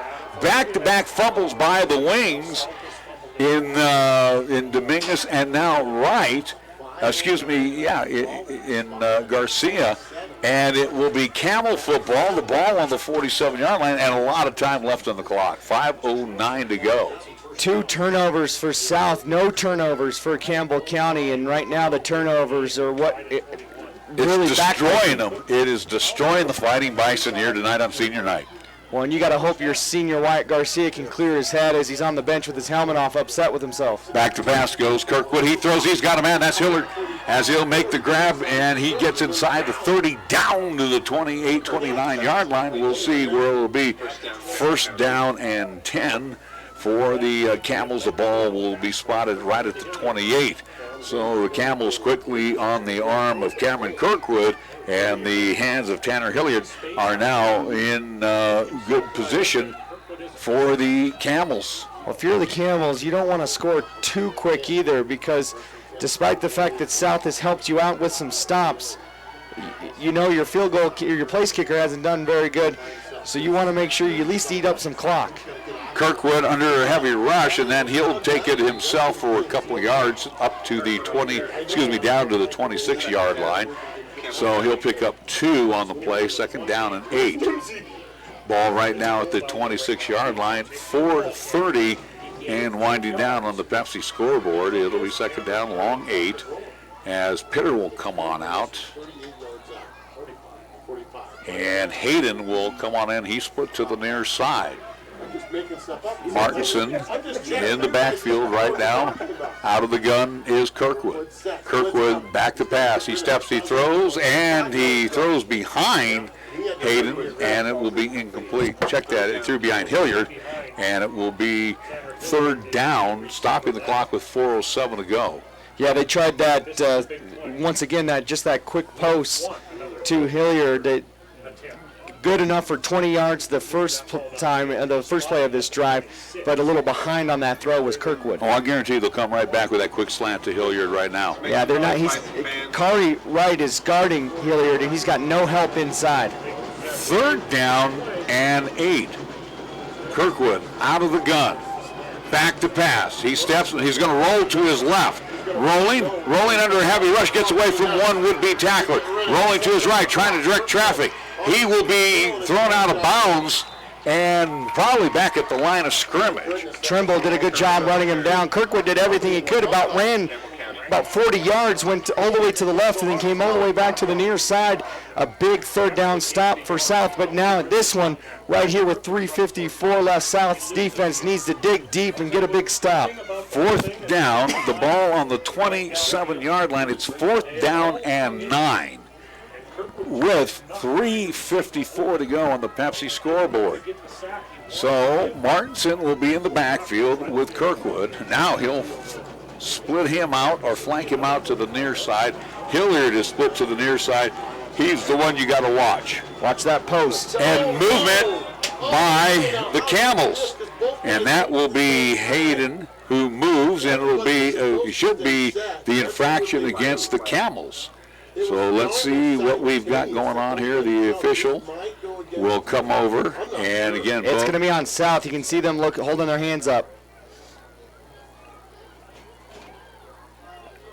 Boy, if it's going to be against South, this is going to drive it's going to be encroachment against the Fighting Bison. And I'm telling you, this crowd is starting to come unglued with this crew out here. Holy Toledo. Ball on the 23-yard line. They need to get to the 19. That is a terrible, terrible call again. So far, the guys in the Zebra are 0 for 2 here in the second half and being really, really rotten with calls. Well, and Larry, as bad as the call is, we've seen the South High front four not being disciplined and looking at the football. They're looking at the quarterback, and they're jumping. It may have been a bad call, but you've been jumping offside too many times tonight. 4th down. Kirkwood back to pass. He steps, he throws, and he overthrows. Incomplete. South will take over on downs. 1st and 10 for the Fighting Bison. They will have the football at their 23-yard line. And there's a guy 22-yard line. And there's a guy that's going to be able to put his head on his pillow a little bit easier tonight in Wyatt Garcia, because his defense picked him up despite the fact on that 5-yard penalty. They did a great job guarding that post. They tried the post on the left side this time, and Kirkwood didn't have a lot of room to give him the ball. Big stop by the South High Fighting Bison defense. So 1st down and 10. Again, the Fighting Bison with a break on the bad pass from Kirkwood. 1st down and 10. As they're on their own 22-yard line again out of the flex bone. In motion comes Garcia, hold everything, no flag. Full start on the left guard. I think that is number 56. So that's Griffin Belaski. So Belaski committing the infraction. That'll mark him back to the 18-yard line, 1st down and 15. Still a lot of time left, 3:49. The clock has not even moved. So here comes the Fighting Bison up to the line of scrimmage. Boy, the discipline part right now has to kick in for the Fighting Bison. In motion goes Garcia. They'll pitch it back to Garcia. Garcia gets outside, strings it out, 30-yard line, and across the way to the 32. I love what Coach Gallus does there. He gets the ball back into his senior's hand after the fumble and a big gain on 1st down to really get them back in plus territory or positive territory in the chains. Well, it'll be to the 30. It looked like he was pushed out at the 32, so they need to get to the 32 for the 1st down. So it's 2nd down and 2 as the crowd right now getting involved in every time that the Fighting Bison come to the line of scrimmage, both offensively, defensively. Again, out of the flex bone. Trimble will bring a hash mark to the far side. And this time they'll pitch it back again. They get it to, is that Garcia? Garcia will have the 1st down to the 40-yard line. And more. Another 10-yard gain for Garcia. Back-to-back big gains for the senior running back. So Wyatt Garcia brings it up to the 40-yard line. 1st down and 10. 3:34 to go on the Pepsi scoreboard. Garcia will step on out. He will be replaced, looks like, by Zane Van Kirk. So he will make his first appearance in. Van Kirk is a 5'6", 155-pound junior. And Garcia may have gotten twisted up there as he's bending over at the knees with the helmet off, or just could be outright gassed at this point. Van Kirk will be in motion. They'll hand it off to Soto. Soto off tackle, cuts it back inside, midfield, inside Camel territory to the 48-yard line. 1st down and 10, first set of downs. Some new life here on this offense. 3 big plays in a row. So again, the Fighting Bison, I do believe, have their full complement of timeouts here in the second half. So it is first down, and the ball resting on the 48-yard line. Of course, here, Chris, you want to get the knockout punch. You got to get the touchdown here. But again, with 3 timeouts, use them at your best discretion. And Campbell County only with 1 timeout left. This time they'll hand it off to Soto. This time he'll go left tackle still on his feet as he dives forward down to the 41-yard line, maybe the 40, as that's 8 more yards for Alex Soto. Soto having a huge night tonight against the Camels. Soto at 183 yards, and if for South, if they're going to win this game, you may be seeing Soto get the 200 mark. Pepsi scoreboard right now with 2:20 and winding down. Again, Garcia still on the sidelines, has yet to come back in. Van Kirk will be on the wing to the far side. Trimble over center. In motion is Van Kirk. They'll fake the handoff. Trimble rolls to his right. Sets up.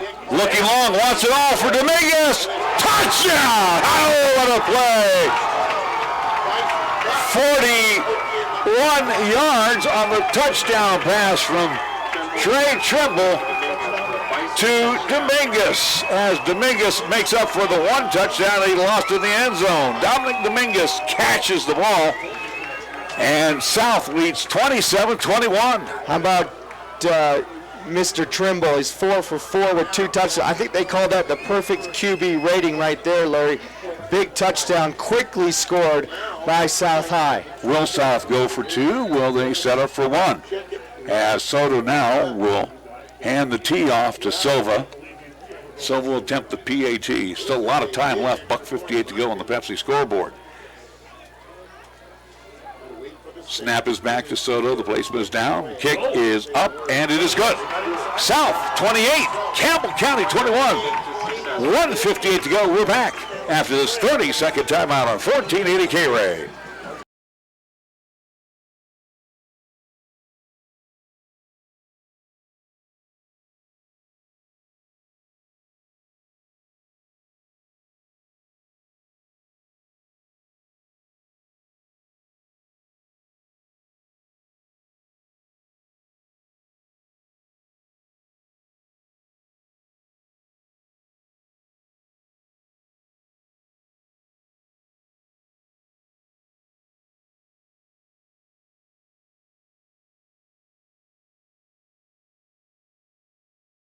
Would be down on that other side of the field, but they've had a whale of a second half, so this game is far from being over right now. Well, one thing we've seen, just if you look at just game film or anything like that, the one thing that South has had a tough time coming back from is self-inflicting wounds. Well, here they're coming back from those wounds on senior night in a game that they would like to get so they control their own destiny next weekend against Central, and that was a big play by Trimble and Dominguez, that 40-yard connection for the go-ahead touchdown. Angel Nava and Cameron Martinson are back deep. They'll stand around their 10-yard line as Pedro Silva will come up to the football here as he huddles up with the team. Again, Silva, one of the seniors here tonight. He's 5'9", 122 pounds. I'm thinking he's probably a good soccer player because 122 pounds. Well, you got to think, too, from the country of Brazil, where soccer's really their... You mean like a guy named Pele? Yeah, right? You could probably go down a laundry list of great Brazilian players. And he's a left-footed kicker, so he'll approach the ball, and it will be low. It's fumbled, and it's still on the ground, and will be fallen upon by one of the linemen for the Camels. Coulter Rankin is the one who fell on it. It was Pitter who had lost control and of it. He couldn't get the handle on the football. So it will tick away a few precious seconds. 1:53 to go, and the Camels now looking for the equalizer. It's 28-21. This place is buzzing after that 41-yard touchdown pass from Trimble to Dominic Dominguez. Pitter is in the backfield along with Kirkwood as they operate out of the gun. First down and 10, and back to pass. They'll swing it out to Pitter. Pitter is wrapped up and dropped. And on the ankle tackle, maybe a gain of 2 on the play to the 33-yard line. So it will be 2nd down and 8. Dominguez on the tackle, holding on for dear life to Pitter's ankle.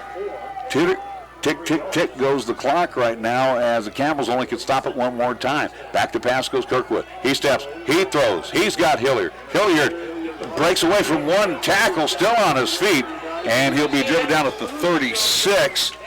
Let's see if they give him forward progress. They won't, because he broke the tackle of KRAE Wright, who really got him to go back a good 3 yards there to make that long gain a very short one. 3rd down for the Camels with 60 seconds to go. Kirkwood will hand it off this time to Pitter. Pitter has the 1st down at the 45-yard line. They will stop the clock to move the chains as we have 52.5 seconds to go. Ball on the Camel 45-yard line, and the clock will start once the chains get placed down, and we are ready to go. Kirkwood over center will just spike it, and it will be 2nd down and 10 with 50 seconds to go. Well, for South, one thing you have to think about is the last thing you want is to give a big play, and you can see the defensive backs are all playing about 10 yards off the ball. And another thing is, too, you want to try to keep as much as you can in the middle of the field. Yeah, you definitely don't want them going outside on you. 2nd and 10. Ball on the 45-yard line. Kirkwood is back to pass. Pump fakes, wants it all. Going long for Hilliard. He'll overshoot him. Incomplete as Wright was with him step for step. 3rd down.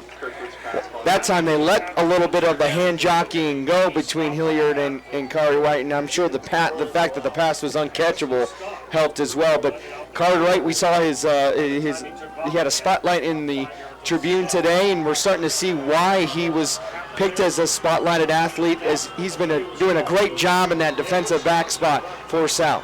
3rd down and 10 with the ball on the 45-yard line. Kirkwood on the draw to Pitter. Pitter, there's a late flag. It's going to come back. Pitter will get it down to South territory, the 35-yard line, but it's going to come back holding on the Camels.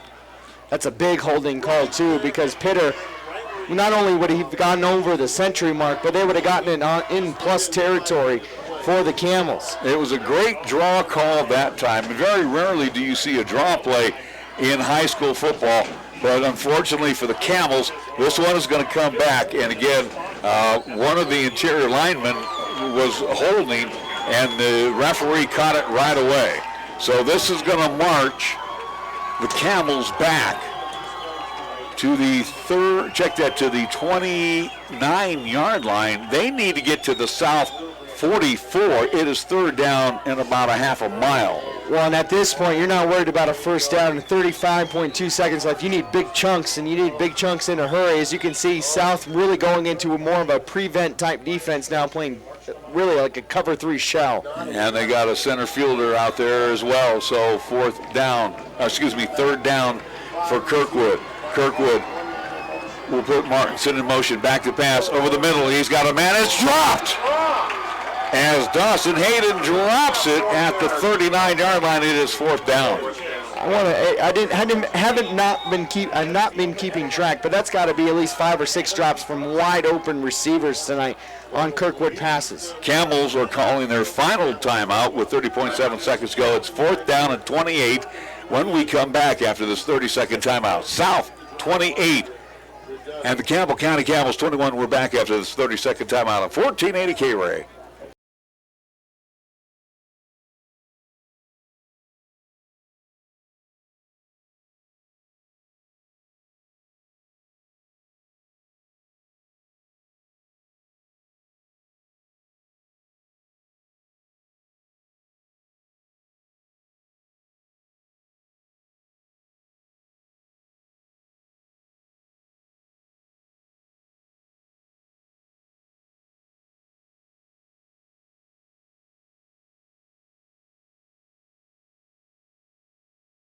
Teams that came out to play tonight were 1-13 combined. It's too bad because they are giving the fans their money's worth here tonight.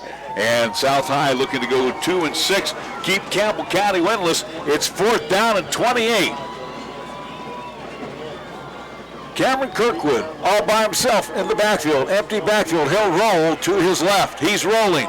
He's rolling. He's going to fire. No, he will not fire. It is incomplete. And that's the ball game. As Kirkwood is down on the turf, he took a big hit. That's the senior Brady Dunn with coming up with a big senior play on senior night. And Kirkwood is still down on the turf across the way. He took a huge hit from Brady Dunn, and now it will be victory formation for the South High Fighting Bison, something they haven't done in a long time, No, and against Rock Springs, it was just a one-possession game. And here, again, it's a one-possession game, a big stop by the Fightin' Bison. And one thing they had a trouble with against East, Larry, was just staying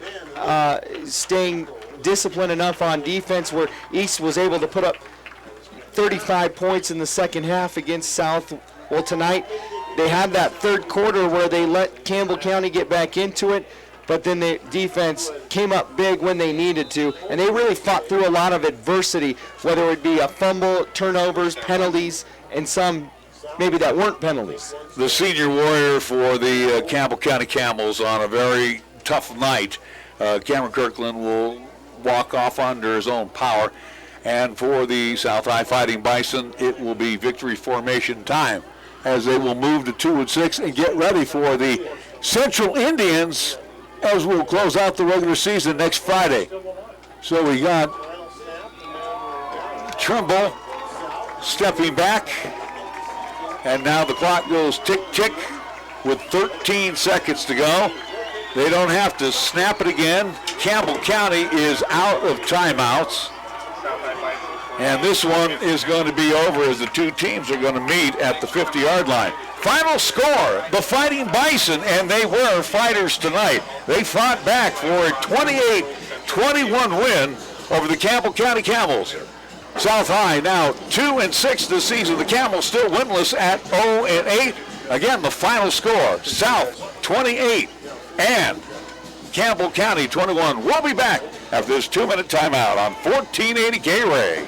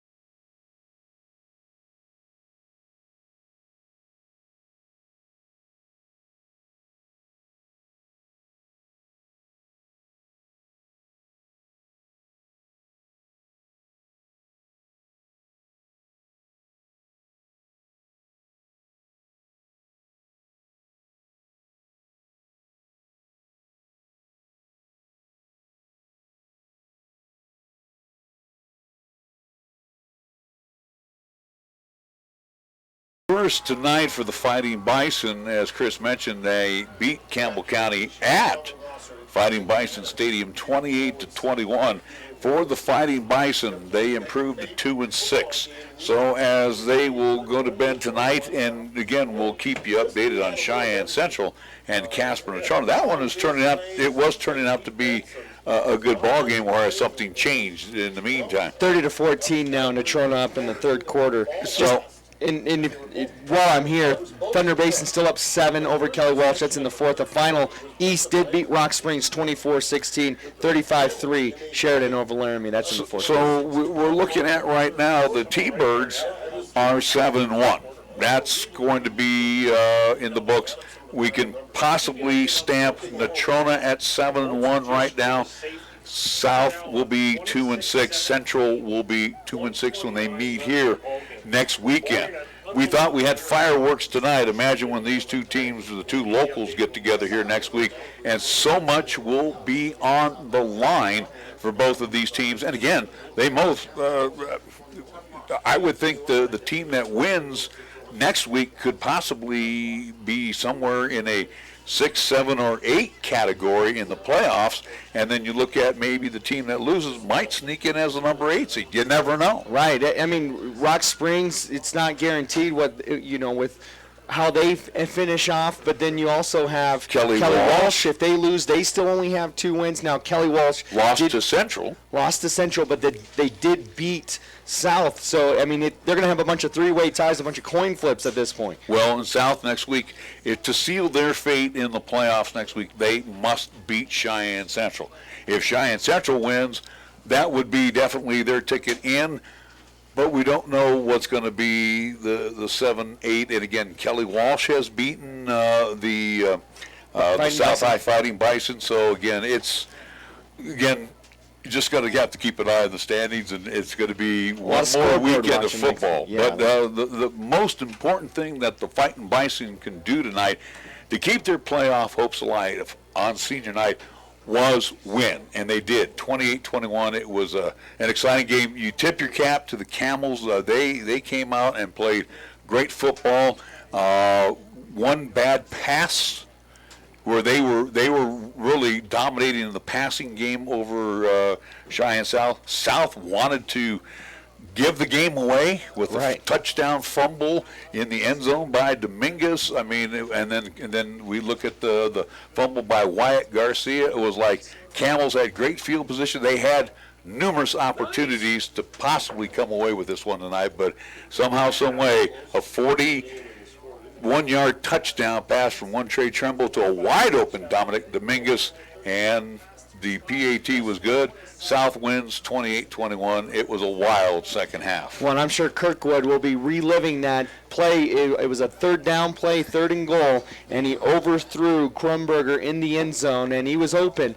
All he had to do was put a little bit more air under it, not so much of that line drive, but he threw it out of the back of the end zone, and that was really a big play because that was right after that turnover made by Garcia.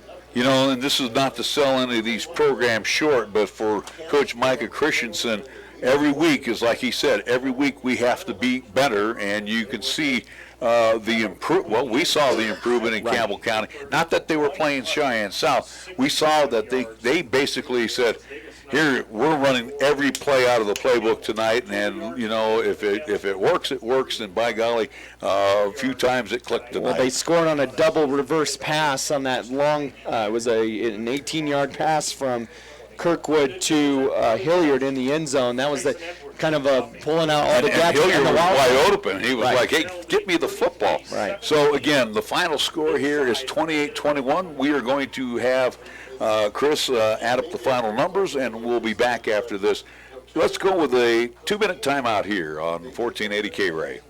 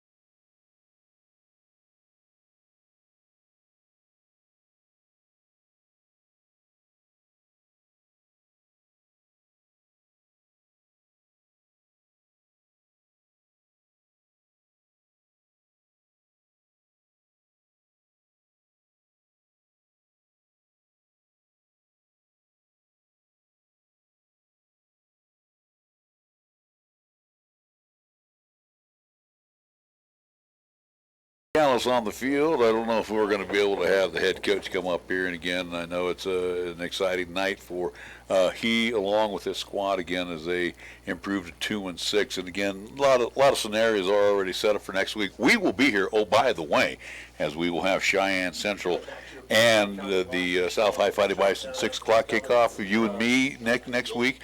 So we'll be on the air with our pregame show about 5:30. You have some numbers, and some very impressive numbers tonight, especially on the South High Fighting Bison, and one Alex Soto definitely who deserves a game ball for tonight.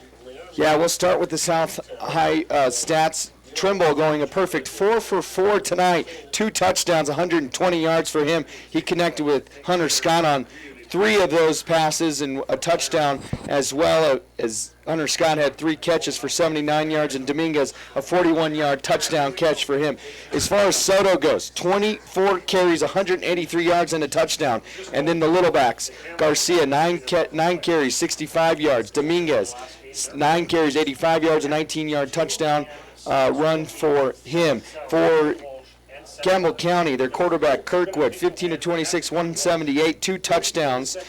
As far as running goes, Martinson, 15 carries, 53 yards. Pitter, 4 carries, 96 yards. Kirkwood had 6 carries for 41 yards. Catching the football, they were led by Hilliard, 8 carries, 90 yards, 2 touchdowns. Martinson, 3 catches, 16 yards. Vasquez, 2 catches, 15 yards. Pitter added 2 catches for 44 yards, as I believe head coach Dan Gallus is making his way up, so we are going to have a chance to talk with the Bison's head coach, Dan Gallus. Final score 28-21. We'll be back after the 60-second timeout on 1480 KRAE.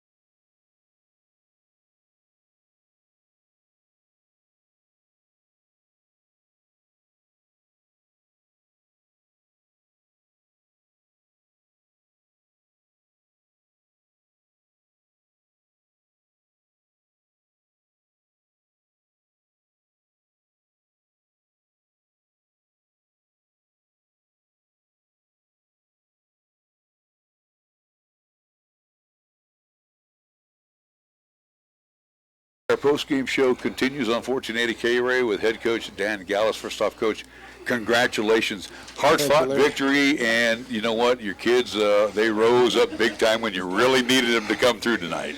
You know, I'm really impressed with the way they kept their composure when they were struggling and things were going against us, and they just continued to play in a calm manner as we finished out the game.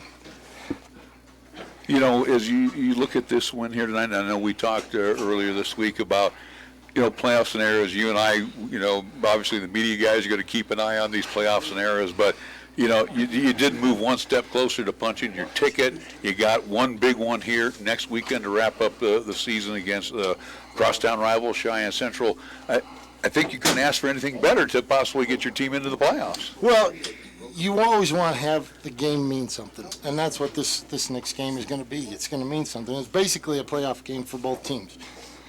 You win, you continue to play. You lose, you're done. So, you know, you look at the job that Alex Soto did for you tonight, and again, you need sometimes that shot in the arm, and again, the old 3 yards in a cloud of dust. You got that from Alex all night long. Yeah, we do use Alex a lot in trying to solidify the inside and making sure that the defense stays inside, and then we'll pitch it on the outside to Dom and Dom Dominguez and White Garcia, and they do a nice job with that, and our line did a great job blocking tonight. You know, your line did do a very good job on the offensive side, but on the defensive side also, too, even though Kirkwood, and what they did tonight, too, basically, you know as well as anybody, they had nothing to lose when they came out here. That playbook was wide open tonight for them, but your defensive line came through numerous times on big stops on Martinson or keeping Kirkwood bottled up where he couldn't get out on the field and run. You know, I agree with that. They played inspired. The Camels did. I equate it to like a wounded animal, like a wounded mountain lion. You know, that mountain lion is going to do whatever it can to stay alive, and they were that way tonight. They were playing with a lot of different wrinkles, and they played well, and I congratulate them for that. And I'm just glad we came out on the top side of it. Final thought here, Coach, and again, we've seen the Cheyenne Central Indians. I know you know the Cheyenne Central Indians with the new head coach in place, Mike Apodaca. They like to throw the football. Last week we called them with 40-plus passes against Cheyenne. So your secondary, your linebackers, and your defensive line going to be tested a lot next weekend here at Fightin Bison Stadium. That's for sure. We haven't seen much film on them yet, but we'll spend a lot of time this weekend looking at them and trying to decipher what they're trying to do and do our best to put our scheme together where we take things away from them. Coach, looking forward to chatting with you again next week here at Fightin Bison Stadium. Thank you so much. Thank you. Dan Gallus joining us here on our post-game show. Once again, the final score. It is the Cheyenne South Fightin Bison winning 28-21 over the Campbell County Camels. We're going to take a 60-second timeout. We'll be back with more after these words here on 1480 KRAE.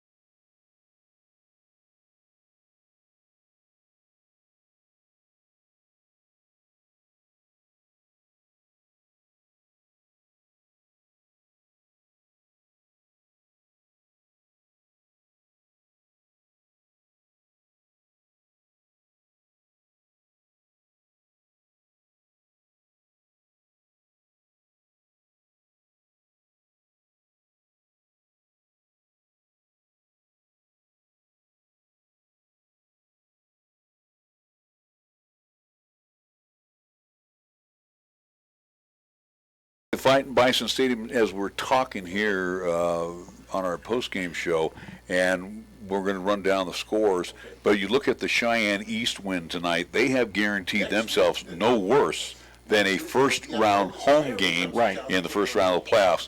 One of these two teams that are playing next week, Cheyenne Central, Cheyenne South, maybe both, may punch their ticket into the playoffs. So again, it's going to be an interesting ball game. If you look at the schedule for next week, as I happen to have it here in my hand, we'll see that the Campbell County Camels will still be in search of that first win. They will host Casper Kelly Walsh. That will be in Campbell County.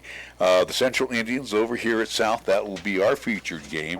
East will be at home at the Okie Blanchard Sports Complex. They will host the Sheridan Bronx, and again, the Bronx no worse than fourth. They could move up to third if they happen to beat Cheyenne East. Then you look at the Laramie Plainsmen. They will be on the road. They will take on Thunder Basin. Rock Springs will be at home to face the Natrona Mustangs. So really, you look at the schedule next week and the three Cheyenne teams involved. East has a tough game against Sheridan, and here at South High, who's going to be in what position when the playoffs roll around? Will Central move up? Will South get their ticket punched? We don't know. So a lot to happen next Friday night here at Fightin Bison Stadium. Well, and for the Fightin Bison, another chance at history because they've never made it to the postseason before. And if they can win that game against Central, they'll punch their ticket for the first time in school history. So you beat Campbell County for the first time at home tonight. Now next week, you have a chance to punch your ticket to the finals for the or to the playoffs for their first time. Before we go to our last scoreboard here, I want to remind everybody and thank everybody. Terrell Honda for our sponsors tonight. We also want to thank Baskin-Robbins, Cheyenne State Bank, Merritt Plumbing and Heating, Chick-fil-A, Cheyenne Auto Repair and Service, the Gill Window Company, Best Western Plus, Frontier Inn, Little Philly, Jolly Rogers RV Sales and Service, Platte Valley Bank, Taco John's, Marv's Plumbing and Heating, First Tier Bank, Big Apple Bagels, and the Cheyenne Stampede, who are in action right now as they take on the Dallas Snipers. Have the Snipers again tomorrow night, 7:35 at the Cheyenne Ice and Event Center, and 1 p.m. on Sunday. Go to the scoreboard quickly, Chris. Natrona's up 30-14. That's in the third quarter. Everything else is a final. Thunder Basin 33-17 against Kelly Walsh. Of course, that score not nearly as close as that game was. Cheyenne East 24, Rock Springs 16, and then Sheridan scores 35 points unanswered in the second half. 42-3 win over Laramie. Again, our game tonight brought to you by Pepsi of Cheyenne, sponsoring our Pepsi scoreboard, Medicamp Pharmacy, Kia of Cheyenne, Lennox Auto Body, the Breadbasket Bakery, First Education, Federal Credit Union, Fat Boys Tire and Auto, B&B Appliance and TV, Capital Lumber Company, Holiday Motors, and MHP, McGee Hernan Pies. A lot of folks to thank. First, back at the house, we want to thank Jacob Hamill for a great job that he does each and every time that he engineers our ball game. Nick Proetti doing a fantastic job once again with our web streaming here again. Periscope via Twitter, also 1480 KRAE if you are YouTubing with us tonight. Want to thank my broadcast partner tonight, Chris Polton. Thank you very much for all that you did. And, of course, we say bye-bye right now from Fightin Bison Stadium. Once again, the final score, Cheyenne South 28, Campbell County 21. So Larry Proetti saying adios. We will talk to you Monday on Wyoming Sports Talk Today, the only father and son sports team doing it for you on radio with Nick Proetti and Larry Proetti here on 1480 KRAE. With that all being said, we say adios from Fightin Bison Stadium. We now return to regular programming on 1480 KRAE.